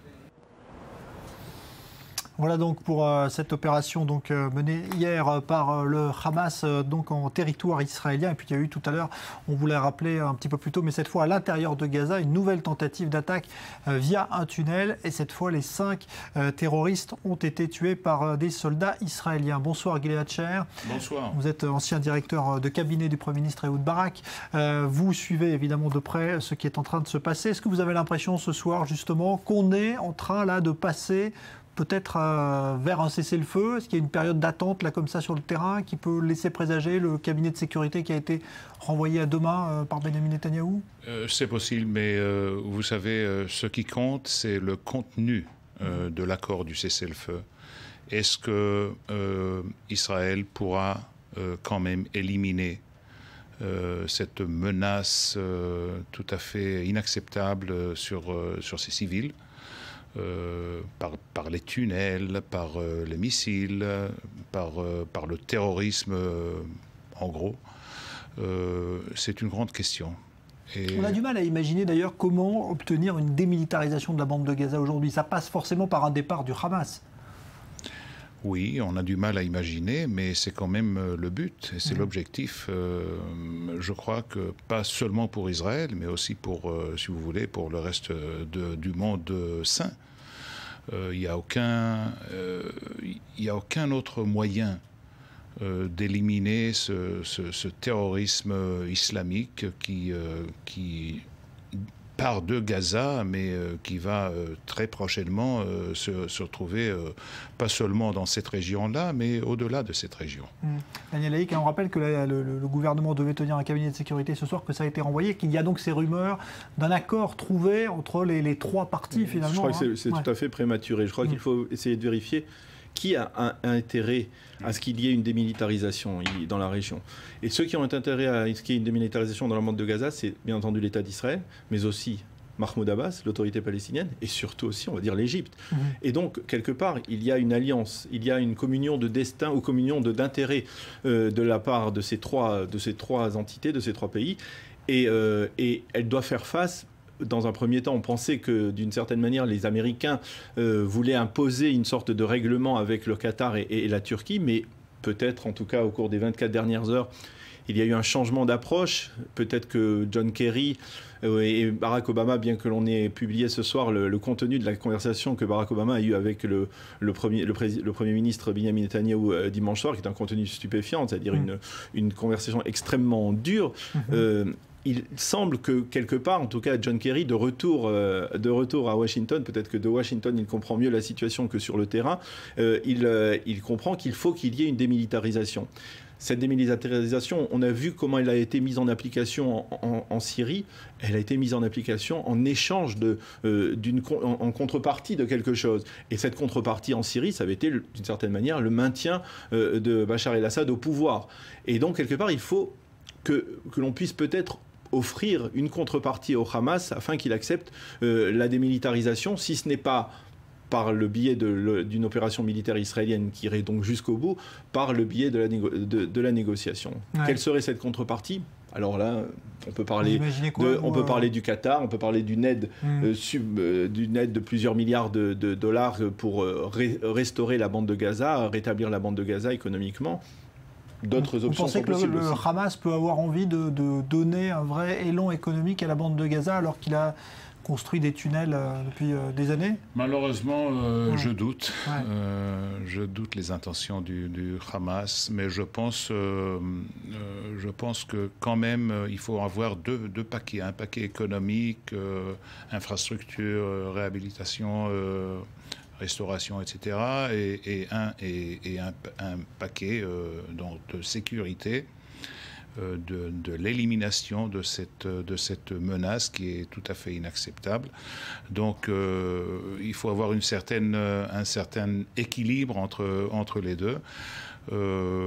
Reste à voir vraiment qui a intérêt à voir le Mahmoud Abbas et ses forces à lui à Gaza. Ouais. Sur les crossing points et un peu partout, d'une manière tout à fait simple, je crois, parce qu'il y a quand même cette fameuse réconciliation Hamas-Fatah pour ce que ça vaut en ce moment. Mais si vous voulez, l'Égypte, Israël et l'autorité palestinienne ont le même intérêt de voir quand même les modérés palestiniens introduits ou appliqués dans la bande de Gaza. Donc ça, c'est ce qui permettra la démilitarisation, c'est de faire revenir finalement l'autorité palestinienne. C'est-à-dire, on a vu que l'union nationale Fatah-Hamas, lorsque le Hamas reste armé, lorsque le Hamas continue à se présenter comme une organisation terroriste qui menace la sécurité des habitants de l'État d'Israël, eh bien ça ne marche pas. Mais par contre, un gouvernement d'union nationale Hamas-Fatah, avec un Hamas qui deviendrait une organisation, on va dire, plus d'ordre social, qui serait totalement démilitarisée, pourquoi pas? Ça peut être une option. Et dans ce cas-là, bien entendu, Mahmoud Abbas lui-même serait intéressé à se présenter comme on va dire le grand rassembleur, l'unificateur du peuple palestinien à Gaza et en Cisjordanie, et à déployer lui-même ses forces. Il n'y aurait qu'une seule force palestinienne. J'ai un ami commentateur qui m'a parlé imaginons de comparer Mahmoud Abbas à David Ben Gurion au moment de la création de l'État d'Israël, lorsqu'il a dissous l'ensemble des milices, ce qu'on appelait par exemple le Palmar, et qu'il a réussi à ressouder tout ce monde-là à l'intérieur de l'armée israélienne. Est-ce que cela est possible pour Mahmoud Abbas? S'il arrivait à ce tour de passe-passe, ce serait assez impressionnant. Il faudra voir si on se dirige vers cela. Mais en tout cas, il est clair que, par exemple, l'attitude des États-Unis de ces derniers jours ne contribue pas à aller dans ce sens. C'est-à-dire, lorsque les États-Unis renforcent, remettent en selle le Hamas par le biais du Qatar et de la Turquie, ils montrent, on l'a dit hier, qu'ils ne comprennent pas vraiment ce qui se passe ici. Au contraire, ils affaiblissent Mahmoud Abbas et ils créent une scission entre le Hamas et le Fatah encore plus voyante qu'elle ne l'est aujourd'hui. Alors, un mot, Gilad Shaar, il y a une possibilité aussi que si l'armée israélienne, maintenant, il y a un cessez-le-feu, reste évidemment dans Gaza pour détruire les tunnels, la situation puisse s'éterniser aussi. Est-ce qu'Israël pourrait envisager aujourd'hui de rester dans Gaza pour de longs mois, puisque Netanyahou parlait hier d'une opération qui peut être longue. Ça peut être aussi de rester dans Gaza pendant une longue période. C'est un choix très difficile entre deux très mauvaises alternatives. Mais je pense que, si vous voulez, parallèlement à tout ce que nous venons de parler, ce qu'il faut faire avec la destruction du corps militaire de Hamas, du terrorisme de Hamas, je pense qu'il faut quand même reprendre la négociation entre Israël et les Palestiniens modérés. Peut-être pas pour un accord final, bien sûr que non, mais quand même un accord peut-être partiel, peut-être un accord d'intérim, mais créer une situation dans laquelle c'est une réalité de deux États pour deux peuples, même en l'absence d'un accord du statut final. Je pense qu'il faut le faire. Bien. Merci Gilad Shaar. Daniel Haïk, je reviendrai dans quelques instants. On va retrouver en direct de l'hôpital de Beersheva, l'hôpital Soroka, Maxime Pérez, l'un de nos envoyés spéciaux. Maxime, on fait le point avec vous. Il est question là, donc depuis tout à l'heure, d'un nouveau tir de mortier qui a visé des soldats israéliens dans le nord de la bande de Gaza avec des blessés. Oui, cette fois, cette chute d'obus de mortier est liée à des combats au nord de l'enclave palestinienne. Pas comme hier, à l'intérieur d'un kibboutz frontalier. En tout cas, 6 soldats israéliens ont été blessés par les éclats de cet obus. 2 l'ont été grièvement. Ils ont été transportés, tous ces blessés, vers 2 hôpitaux israéliens. Le premier, Barzilai d'Ashkelon, et le second, Tel HaShomer à Tel Aviv. Alors Maxime, on refait un point de la situation militaire là ce soir. Donc effectivement des combats qui continuent toujours évidemment dans la bande de Gaza, que ce soit au nord et au sud. Oui, des combats qui se déroulent dans des zones où l'armée israélienne est déployée à la fois au nord et au sud de la bande de Gaza, mais l'armée israélienne n'a toujours pas étendu ses opérations. Les combats qui se déroulent sont dus, selon l'armée, à la réorganisation de petits groupes de combattants palestiniens qui ont su profiter de ce temps mort dans l'offensive israélienne et également su profiter de ces différents cessez-le-feu humanitaire plus ou moins respecté pour se repositionner autour des militaires israéliens. Il y a quand même plusieurs milliers d'hommes dans les rangs de Tsahal en différents points de l'armée israélienne et il y a de façon sporadique des accrochages. L'incident le plus sérieux s'étant déroulé cet après-midi lorsqu'une unité de la brigade d'infanterie Gibati s'est retrouvée nez à nez avec un commando palestinien de 5 hommes qui venait de sortir d'un tunnel au cœur d'une zone urbaine. Un violent accrochage armé a alors éclaté et les 5 terroristes, les 5 assaillants ont été abattus par l'unité israélienne.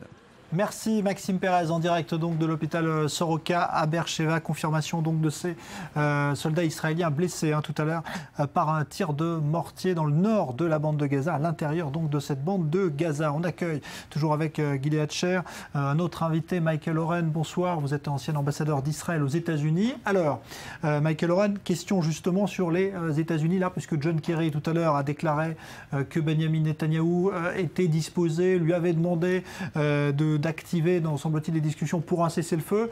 Ça veut dire quoi, que la position israélienne a évolué là entre hier soir où Netanyahou disait il faut se préparer à une longue campagne militaire et aujourd'hui, ou est-ce que c'est la même stratégie ? Non, je ne pense pas qu'il y ait un changement important. Je pense que dès le départ de l'opération, le gouvernement israélien a voulu arriver à un cessez-le-feu, mais pas à n'importe quelle condition. Le Premier ministre voulait un cessez-le-feu qui permette de continuer à s'occuper de détruire ces tunnels et galeries qui ont été creusés sous les frontières par le Hamas, continuer à s'occuper du lancement des missiles, donc des cessez-le-feu humanitaires et afin d'arriver à un statu quo avec une plus grande stabilité, un statu quo qui ne permette pas aux terroristes de s'armer encore ou d'obtenir des missiles de plus longue portée et un cessez-le-feu qui permette aussi à la population palestinienne de la bande de Gaza d'avoir une aide internationale et de se libérer de ce joug du Hamas. Alors les Américains ont semblé proposer une solution qui ne convenait pas du tout aux Israéliens ces derniers jours. Là, peut-être qu'on s'approche d'un accord. Est-ce que ce sont les Américains qui ont repris l'initiative ou est-ce qu'ils ont finalement décidé d'écouter ce que disait Israël et notamment ce que voulait Netanyahou ? Hier, le secrétaire d'État Kerry a exprimé une position basée sur un cessez-le-feu, la poursuite de s'occuper des tunnels et le désarmement. Désarmement non pas découlant d'un accord politique comme cela a été décrit dans la position américaine d'il y a 3 jours, mais un désarmement comme précédent à un accord avec les Palestiniens et préconditions. Et donc c'est un grand changement à mes yeux de la position américaine en vue ou se rapprochant de la position israélienne et donc qui se base sur ce qui a été dit par Kerry et ces 2 positions américaines et israéliennes qui se sont beaucoup rapprochées l'une de l'autre. Gilead Sher, vous notez vous aussi, vous notez ce changement de perception finalement des Américains qui avaient commis une erreur dans la vie de tous les observateurs le week-end dernier et qui là semblent se rapprocher un peu plus de la réalité. Effectivement, je pense que c'est un grand changement et c'est un changement qui est tout à fait favorable en ce qui concerne la situation. Je pense aussi qu'un acteur très très central et essentiel n'était pas présent ni à Paris ni dans la proposition qui a été faite là il y a quelques jours par le secrétaire Kerry. C'est l'Égypte, bien sûr. L'Égypte qui est un acteur central, qui est ce qu'on appelle un key actor. Et ni les Israéliens ni les Palestiniens officiels, si vous voulez, n'étaient pas présents. Maintenant, je crois qu'on récupère un peu, on arrange, si vous voulez, le tableau un peu plus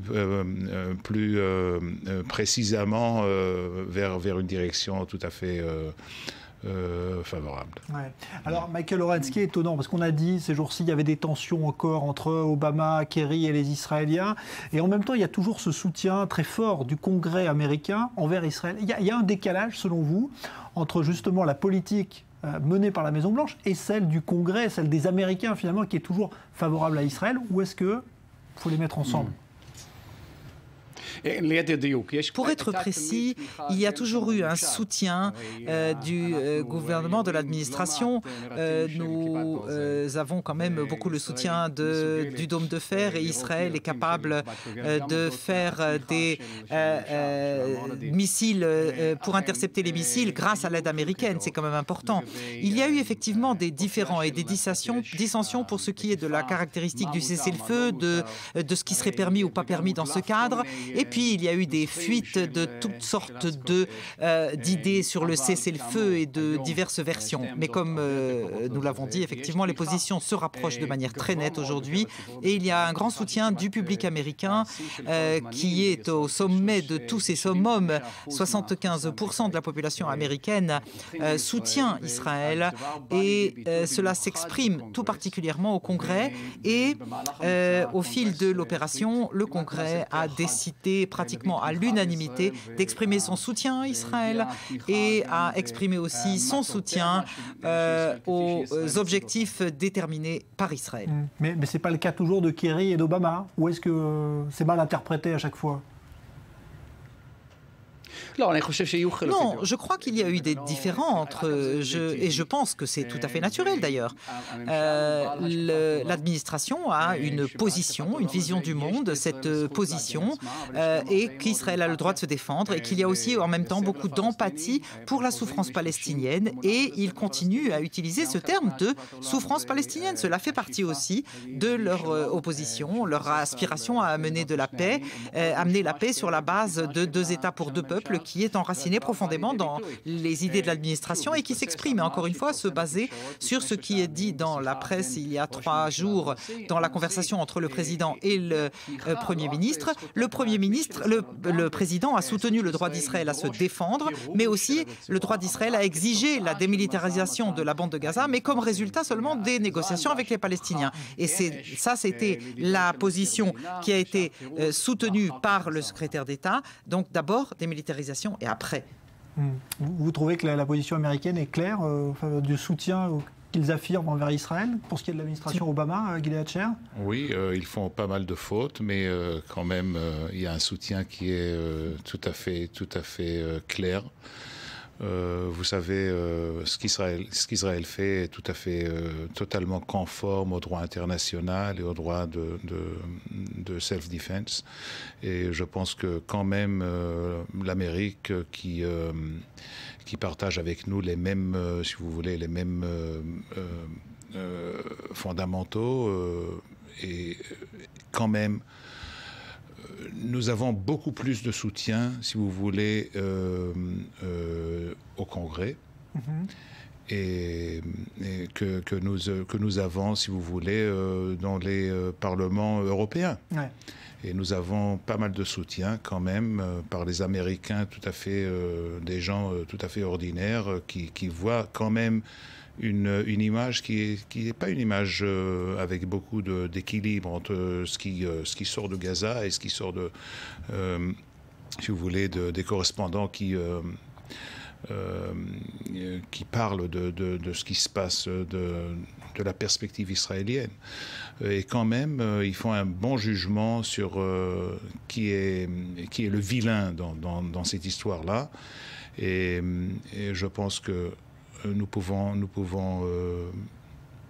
partager cette solidarité du monde, si vous voulez, de cette partie du monde qui est démocratique, qui justifie, si vous voulez, les actes contre le terrorisme, qui veut abattre le terrorisme et détruire cette menace qui est totalement inacceptable. Bien, en tout cas, on est peut-être tout proche d'un cessez-le-feu, mais il n'est pas encore officialisé. Merci beaucoup, Michael Oren, d'être venu dans ce studio. Je rappelle que vous êtes ancien ambassadeur d'Israël aux États-Unis. Et merci à vous, Gilead Sher. Vous êtes ancien directeur de cabinet du Premier ministre Ehud Barak.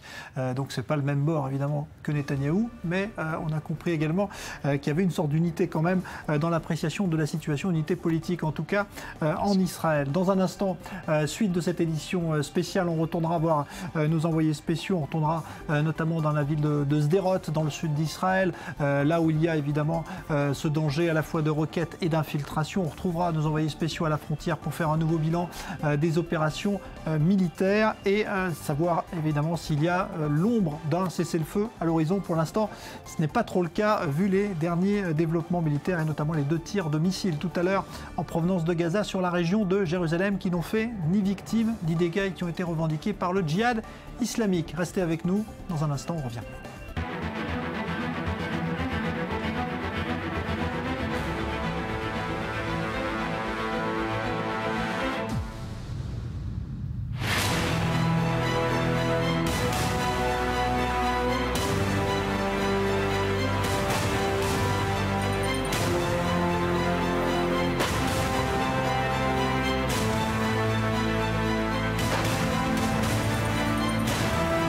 אנחנו צריכים להיות ערוכים למערכה ממושכת. אנחנו נמשיך לפעול בתקיפות ובשיקול דעת עד השלמת משימתנו.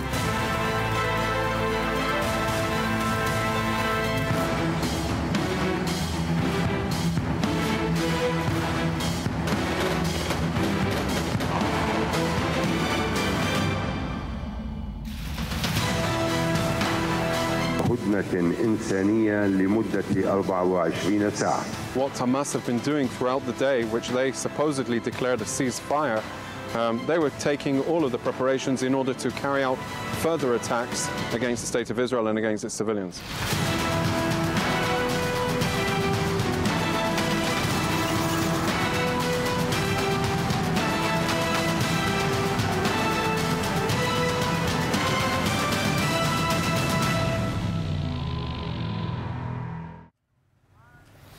Suite de cette édition spéciale avec à l'instant de nouvelles alertes rouges qui retentissent dans le sud d'Israël et notamment la région de Beersheva. On ira dans un instant retrouver l'un de nos envoyés spéciaux. Mais tout d'abord, cette menace d'infiltration qui a conduit les populations de plusieurs kibboutz du sud d'Israël à la frontière avec Gaza à évacuer tout simplement. L'armée a préféré mettre ses civils à l'abri, car les menaces terroristes sont bien réelles. Maël Benoliel s'est rendu pour i24 News dans l'un de ces kibboutz presque fantômes aujourd'hui, celui de Niram. Reportage. Quelques jours de guerre auront suffi à Dana pour devenir une véritable célébrité locale sur la toile. Dans cette vidéo postée sur YouTube, la jeune femme explique au monde ce qu'est le quotidien quand on vit à proximité de Gaza. Avec 200 000 clics en quelques jours, ce petit film a fait d'elle l'ambassadrice des habitants du sud d'Israël.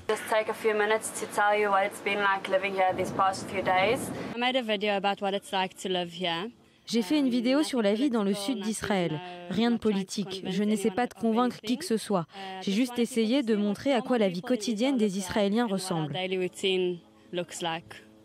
Dana a toujours vécu à Niram, un kibboutz situé à seulement 1500 mètres de l'enclave palestinienne. Quand les premières roquettes ont commencé à s'abattre sur cette localité, Dana avait seulement 13 ans. Aujourd'hui, la jeune femme de 27 ans a appris à vivre au rythme des alertes et des explosions. Et comme si les roquettes ne suffisaient pas, une nouvelle menace est venue se greffer à son quotidien, celle des tunnels.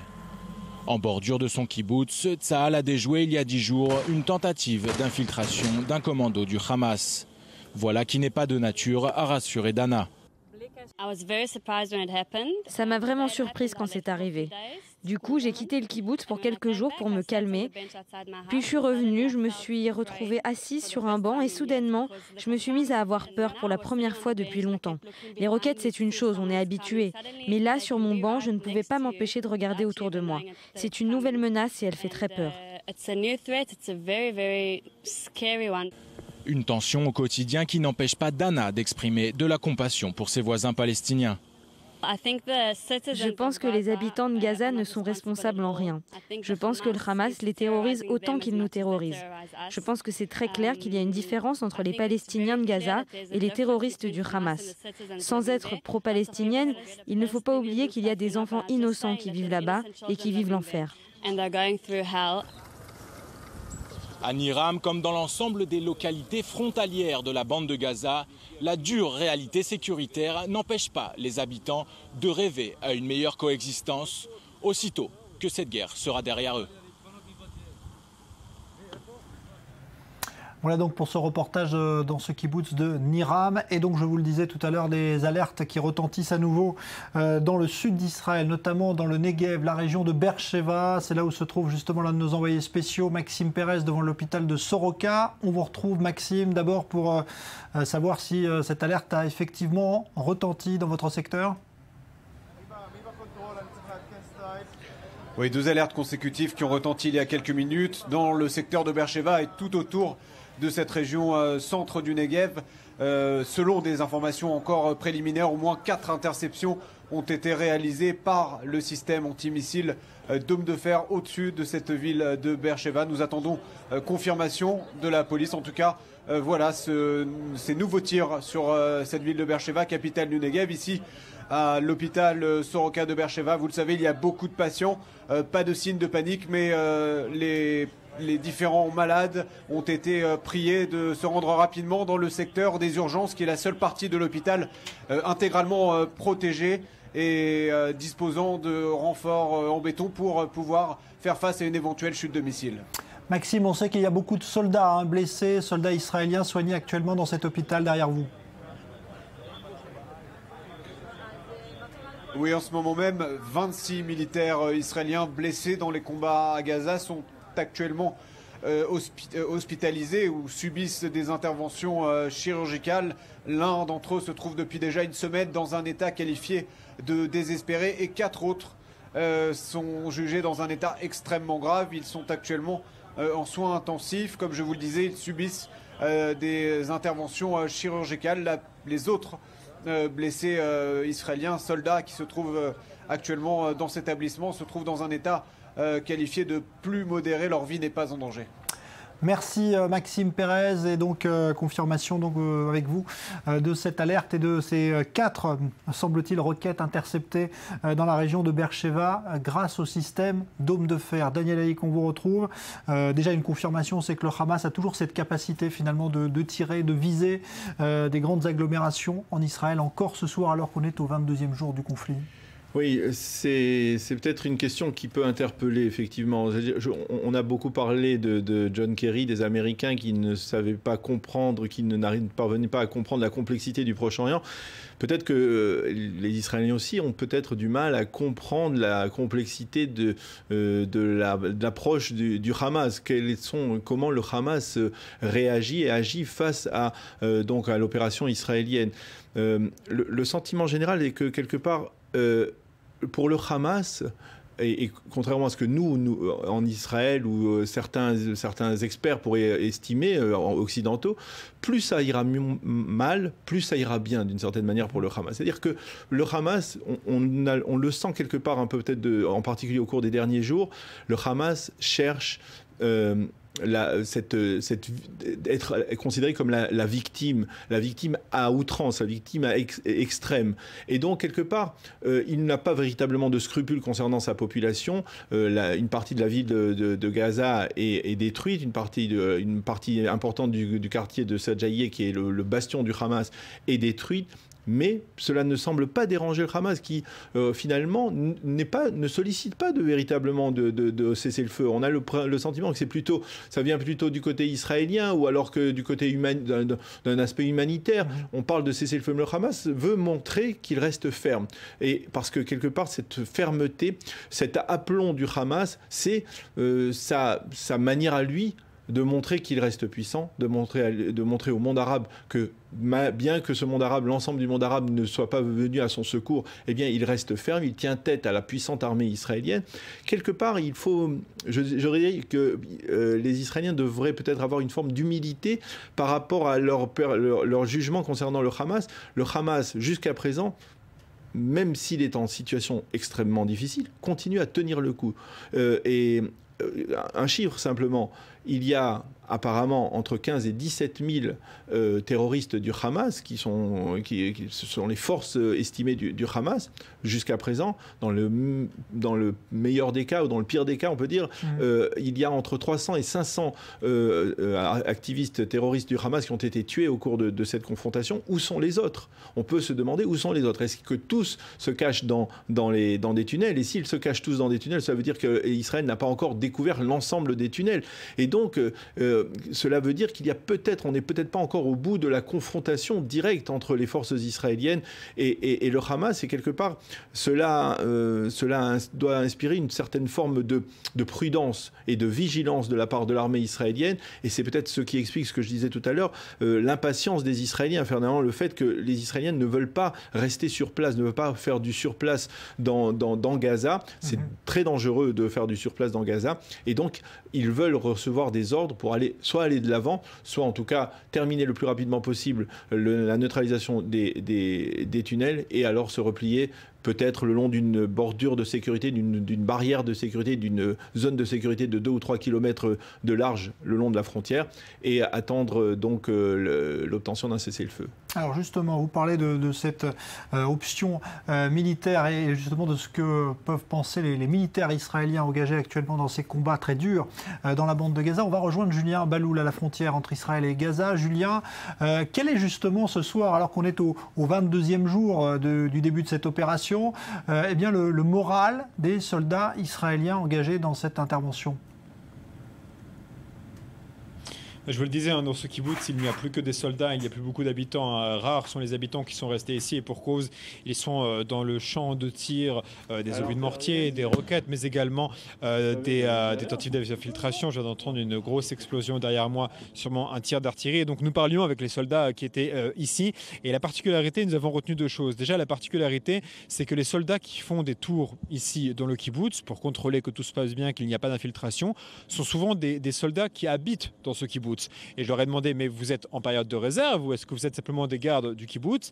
Ils sont en période de réserve de l'armée les a rappelés, mais la logique est que puisqu'ils connaissent leur kibbutz, puisqu'ils connaissent les gens, les chemins, les moindres recoins du kibbutz, c'est eux qui protègent ce kibbutz. Ils nous ont dit, vous savez, nous l'expression protéger la maison, ce n'est pas une expression, c'est la réalité, nous protégeons vraiment nos maisons et pour cause, donc ils sont évidemment ici en train de protéger le kibbutz. Et un autre fait aussi impressionnant, ce sont donc ces réservistes qui sont ici, qui ont dépassé depuis longtemps le service militaire obligatoire et nous parlions notamment avec l'un d'entre eux. Il habite New York, il était en vacances en Israël et la guerre a commencé, il a tout simplement décidé de rester et il a utilisé tous ses congés payés auprès de son employeur à New York pour rester ici au combat. Il n'a pas vu sa femme depuis plus d'un mois à New York, il a perdu son billet d'avion de retour mais il voulait rester ici avec ses camarades même s'il n'habite plus en Israël depuis déjà près de 7 ans je crois.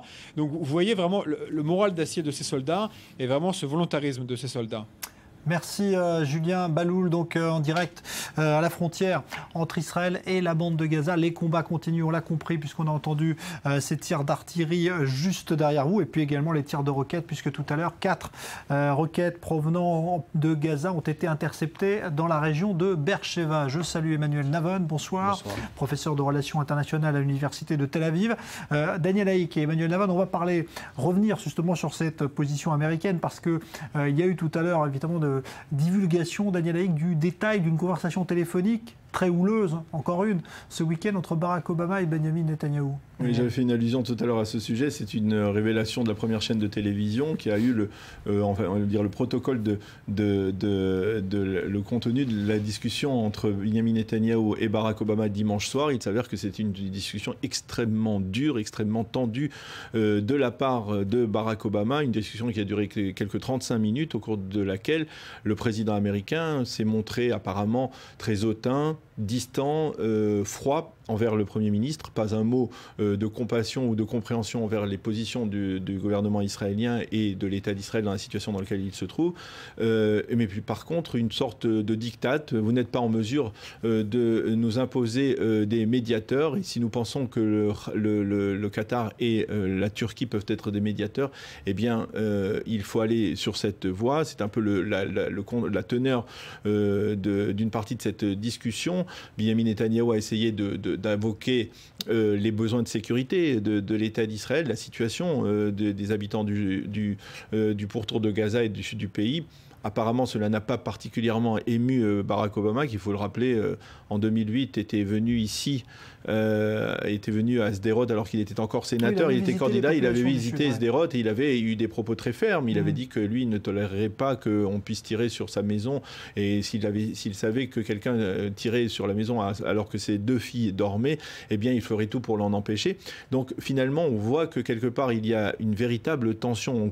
On sait qu'il y a une animosité personnelle entre les deux hommes, entre Barack Obama et Benjamin Netanyahou, mais là on voit que quelque part cela s'exprime de manière extrêmement, on va dire, très dure de la part du président américain qui ne cesse de répéter qu'il est le garant de la sécurité de l'État d'Israël, qu'il veillera à protéger la sécurité de l'État d'Israël.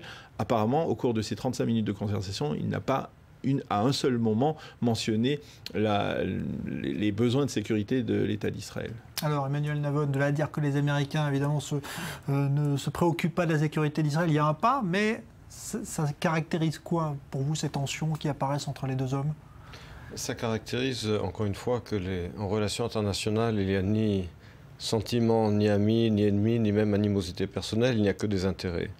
Il faut bien comprendre qu'aujourd'hui, les États-Unis voient leurs intérêts au Proche-Orient d'une façon qui ne correspond pas à ceux d'Israël. Pourquoi? Parce que n'oubliez pas que l'opération militaire actuelle a explosé à un moment très particulier pour les intérêts américains dans la région. Le 14 juillet, les États-Unis ont signé un accord militaire de 11 milliards de dollars avec le Qatar. 4 jours plus tard, le président Obama a annoncé qu'il reconduisait les négociations avec l'Iran.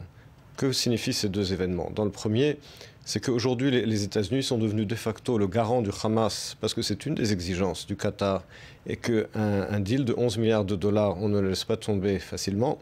Et deuxièmement, dans toutes les négociations qui ont lieu avec l'Iran ces derniers mois, les États-Unis essayent à chaque fois de dissocier entre le dossier purement nucléaire et les autres dossiers de la région, en particulier le soutien de l'Iran pour les organisations terroristes et ses ventes d'armes dans la région. Plus le conflit avec Israël dure entre Israël et le Hamas, plus il sera difficile pour les États-Unis de négocier avec l'Iran. Aujourd'hui, les deux priorités des États-Unis, c'est de préserver leur accord militaire avec le Qatar et de reprendre leurs négociations avec l'Iran. La guerre entre Israël et le Hamas porte atteinte à la stratégie américaine, d'où la politique du président Obama vis-à-vis d'Israël. Ouais. Et le fait que si un front se crée, un front de modéré, entre guillemets, entre l'Égypte, l'autorité palestinienne, l'Arabie saoudite et Israël, et si ce front devait dominer et être celui qui apporte la médiation qui aboutirait à un accord de cessez-le-feu, on craint à Washington que cela risque de torpiller les négociations avec l'Iran. Ouais, surtout que effectivement les intérêts des uns ne sont pas du tout ceux des autres, notamment dans cette région. Alors parlons maintenant de cette proposition là de cessez-le-feu qui est ce soir évoquée un petit peu partout, Emmanuel Navon, donc qui permettrait à Israël de rester dans la bande de Gaza en attendant des discussions au Caire. Est-ce qu'il n'y a pas un risque pour vous d'enlisement de la situation, c'est-à-dire que Israël pourrait se retrouver finalement à de nouveau occuper cette bande de Gaza? D'abord, je vous rappelle que le secrétaire général des Nations Unies, Ban Ki-moon, a déclaré avant-hier qu'Israël a des responsabilités vis-à-vis de la bande de Gaza, je cite, en tant qu'occupant. Alors Israël a quitté la bande de Gaza complètement jusqu'au dernier millimètre en 2005, mais d'après le secrétaire général de l'ONU, nous sommes toujours occupants. Donc je ne sais pas dans quelle réalité nous vivons, mais en fonction des définitions de l'ONU, Israël occupe la bande de Gaza. Donc ça, c'est la première remarque. Deuxième remarque, on ne sait pas exactement aujourd'hui quelle est la teneur des propositions de cessez-le-feu. Je vous rappelle que dimanche matin, il y a eu des réactions très vives dans la presse israélienne contre John Kerry, qu'ensuite le département d'État et les officiels de la Maison-Blanche ont nié le fait que la proposition soumise par Kerry vendredi au gouvernement israélien était sa proposition. Ils ont prétendu qu'il s'agissait que d'un brouillon sur lequel ils avaient besoin de remarques et qu'il ne s'agissait pas de la position américaine. Cela est démenti par les officiels israéliens. Mais en tout cas, ce qui est clair, c'est que la proposition Kerry reprenait à son compte les positions du Hamas, du Qatar et de la Turquie. Même un journal comme Haaretz, qu'on ne peut pas soupçonner de position pro-Netanyahou, a eu des mots très durs sur la proposition de Kerry en disant finalement c'est un cut and paste de la page du Facebook de Machal. Donc finalement on a l'impression que... Haaretz lui-même a dit on a l'impression que c'est le Hamas qui avait rédigé cet accord de cessez-le-feu. Ce qui est clair aujourd'hui, c'est que tout accord de cessez-le-feu, dans lequel il n'y aura pas de démilitarisation de la bande de Gaza, de neutralisation du Hamas et surtout de destruction par Israël de tous les tunnels, un tel accord de cessez-le-feu qui n'inclura pas cela sera inacceptable. Parce que quel était l'intérêt de sacrifier nos soldats et de sortir dans cette opération militaire si c'est pour ne pas démanteler tous ces tunnels et ces missiles qui menacent la population civile israélienne. Alors, on continue à parler de tout cela et notamment de répercussions diplomatiques dans un instant, mais on fait un détour par Ashkelon, dans le sud d'Israël, l'hôpital Barzilai où se trouve Léa Berdugo. Léa, des soldats israéliens ont été blessés encore ce soir dans le nord de la bande de Gaza. Est-ce que vous avez constaté l'arrivée de nouveaux blessés là où vous vous trouvez ? Non, nous n'avons pas constaté leur arrivée. Ce que nous savons, c'est que plus d'une trentaine de soldats sont hospitalisés ici, dans cet hôpital Barzilai à Ashkelon. Et un peu avant, il y a une heure environ, quelques soldats sont arrivés ici de nouveau dans cet hôpital Barzilai pour y être soignés. Le porte-parole de l'hôpital nous a dit que la majorité des soldats étaient en bonne condition et que leur vie n'était pas en danger. Alors, on parle de la situation maintenant dans le sud.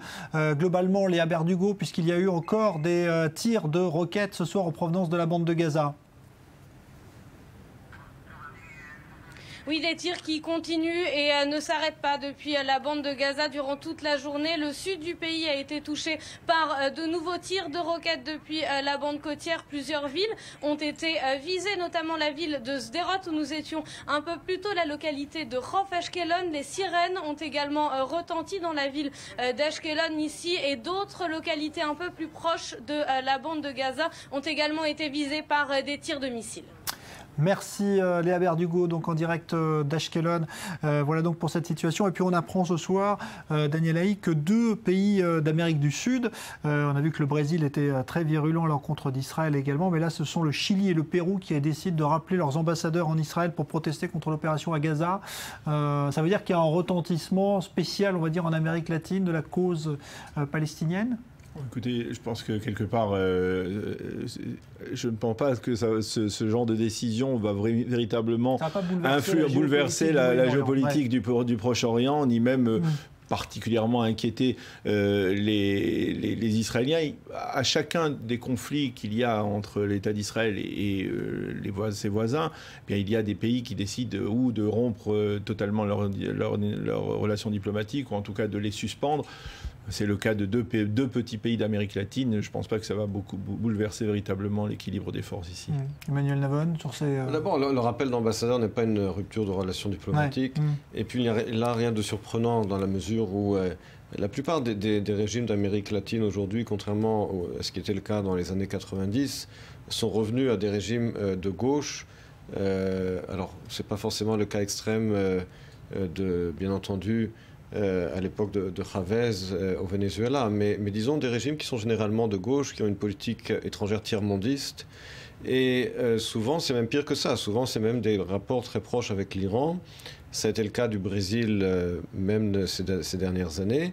Et il y a aussi une présence du Hezbollah importante dans beaucoup de pays d'Amérique latine, en particulier le Mexique et le Brésil. Donc les pays d'Amérique latine, n'oublions pas, ont également pas seulement la couleur idéologique tiers-mondiste de la plupart des régimes qui ont été élus ces dernières années, mais également une influence de l'Iran, une présence du Hezbollah, ce qui ne joue pas bien entendu à l'avantage d'Israël, mais encore une fois, entre la présence d'un ambassadeur de petits pays et se défendre contre le Hamas, je crois que le choix d'Israël est très clair. Ouais. Alors justement, concernant les pressions internationales, donc si on évoque maintenant de plus en plus cette possibilité d'un cessez-le-feu, là, peut-être pas dans les heures qui viennent, mais en tout cas dans les jours qui viennent, l'objectif militaire des tunnels est presque atteint. Est-ce qu'on va obliger maintenant Israël à négocier une solution politique avec les Palestiniens? Parce que dans la foulée, évidemment, on va se reposer, on va dire, cette question. J'ai le sentiment qu'une des clés de l'issue de cette crise, elle se trouve au Caire. Et on ne l'a peut-être pas suffisamment mentionné. Je pense qu'il faut voir un peu ce qui se passe au Caire. Et quelque part, le président Al-Sisi reste ferme pour l'instant sur ses propositions. Il n'a pas véritablement voulu modifier la proposition initiale, celle qui avait été de cessez-le-feu, celle qui avait été acceptée par Israël et repoussée par le Hamas. Comme si, quelque part, on avait le sentiment que Al-Sisi attendait que le Hamas arrive, je vais dire, à quatre pattes au Caire pour supplier le président égyptien de signer un cessez-le-feu. Pour l'instant, on voit que le Hamas ne plie pas, ne courbe pas les chines. Est-ce que cela veut dire que finalement on n'est pas encore entré dans la dernière phase? Je pense que quelque part, tant que l'Égypte ne se sera pas impliquée directement, peut-être avec l'intervention aussi de Mahmoud Abbas, eh bien on n'arrivera pas à une issue de cette crise. Emmanuel Navon. De toute façon, je pense que cette crise ne fera que s'empirer tant que Barack Obama et John Kerry seront en charge de ce dossier. Pourquoi? Parce qu'aujourd'hui, la politique des États-Unis est que finalement, il vaut mieux être hostile aux États-Unis au Proche-Orient qu'être leur allié. Il suffit de voir quelle est leur attitude vis-à-vis de pays comme la Turquie, qui s'est alignée à l'Iran, du Qatar, qui finance le Hamas, et de l'Iran, avec qui il supplie d'avoir des négociations, d'un côté, et de l'autre côté, la façon dont il traite Israël, l'Égypte d'Al-Sisi à qui il refuse de fournir des armes, et la Jordanie. Et l'Arabie saoudite aussi. Et l'Arabie saoudite. Donc les pays alliés des États-Unis, ou qui se disent alliés des États-Unis aujourd'hui, se disent que finalement, il vaut mieux être de l'autre côté apparemment, puisque c'est comme ça qu'on a la faveur des États-Unis.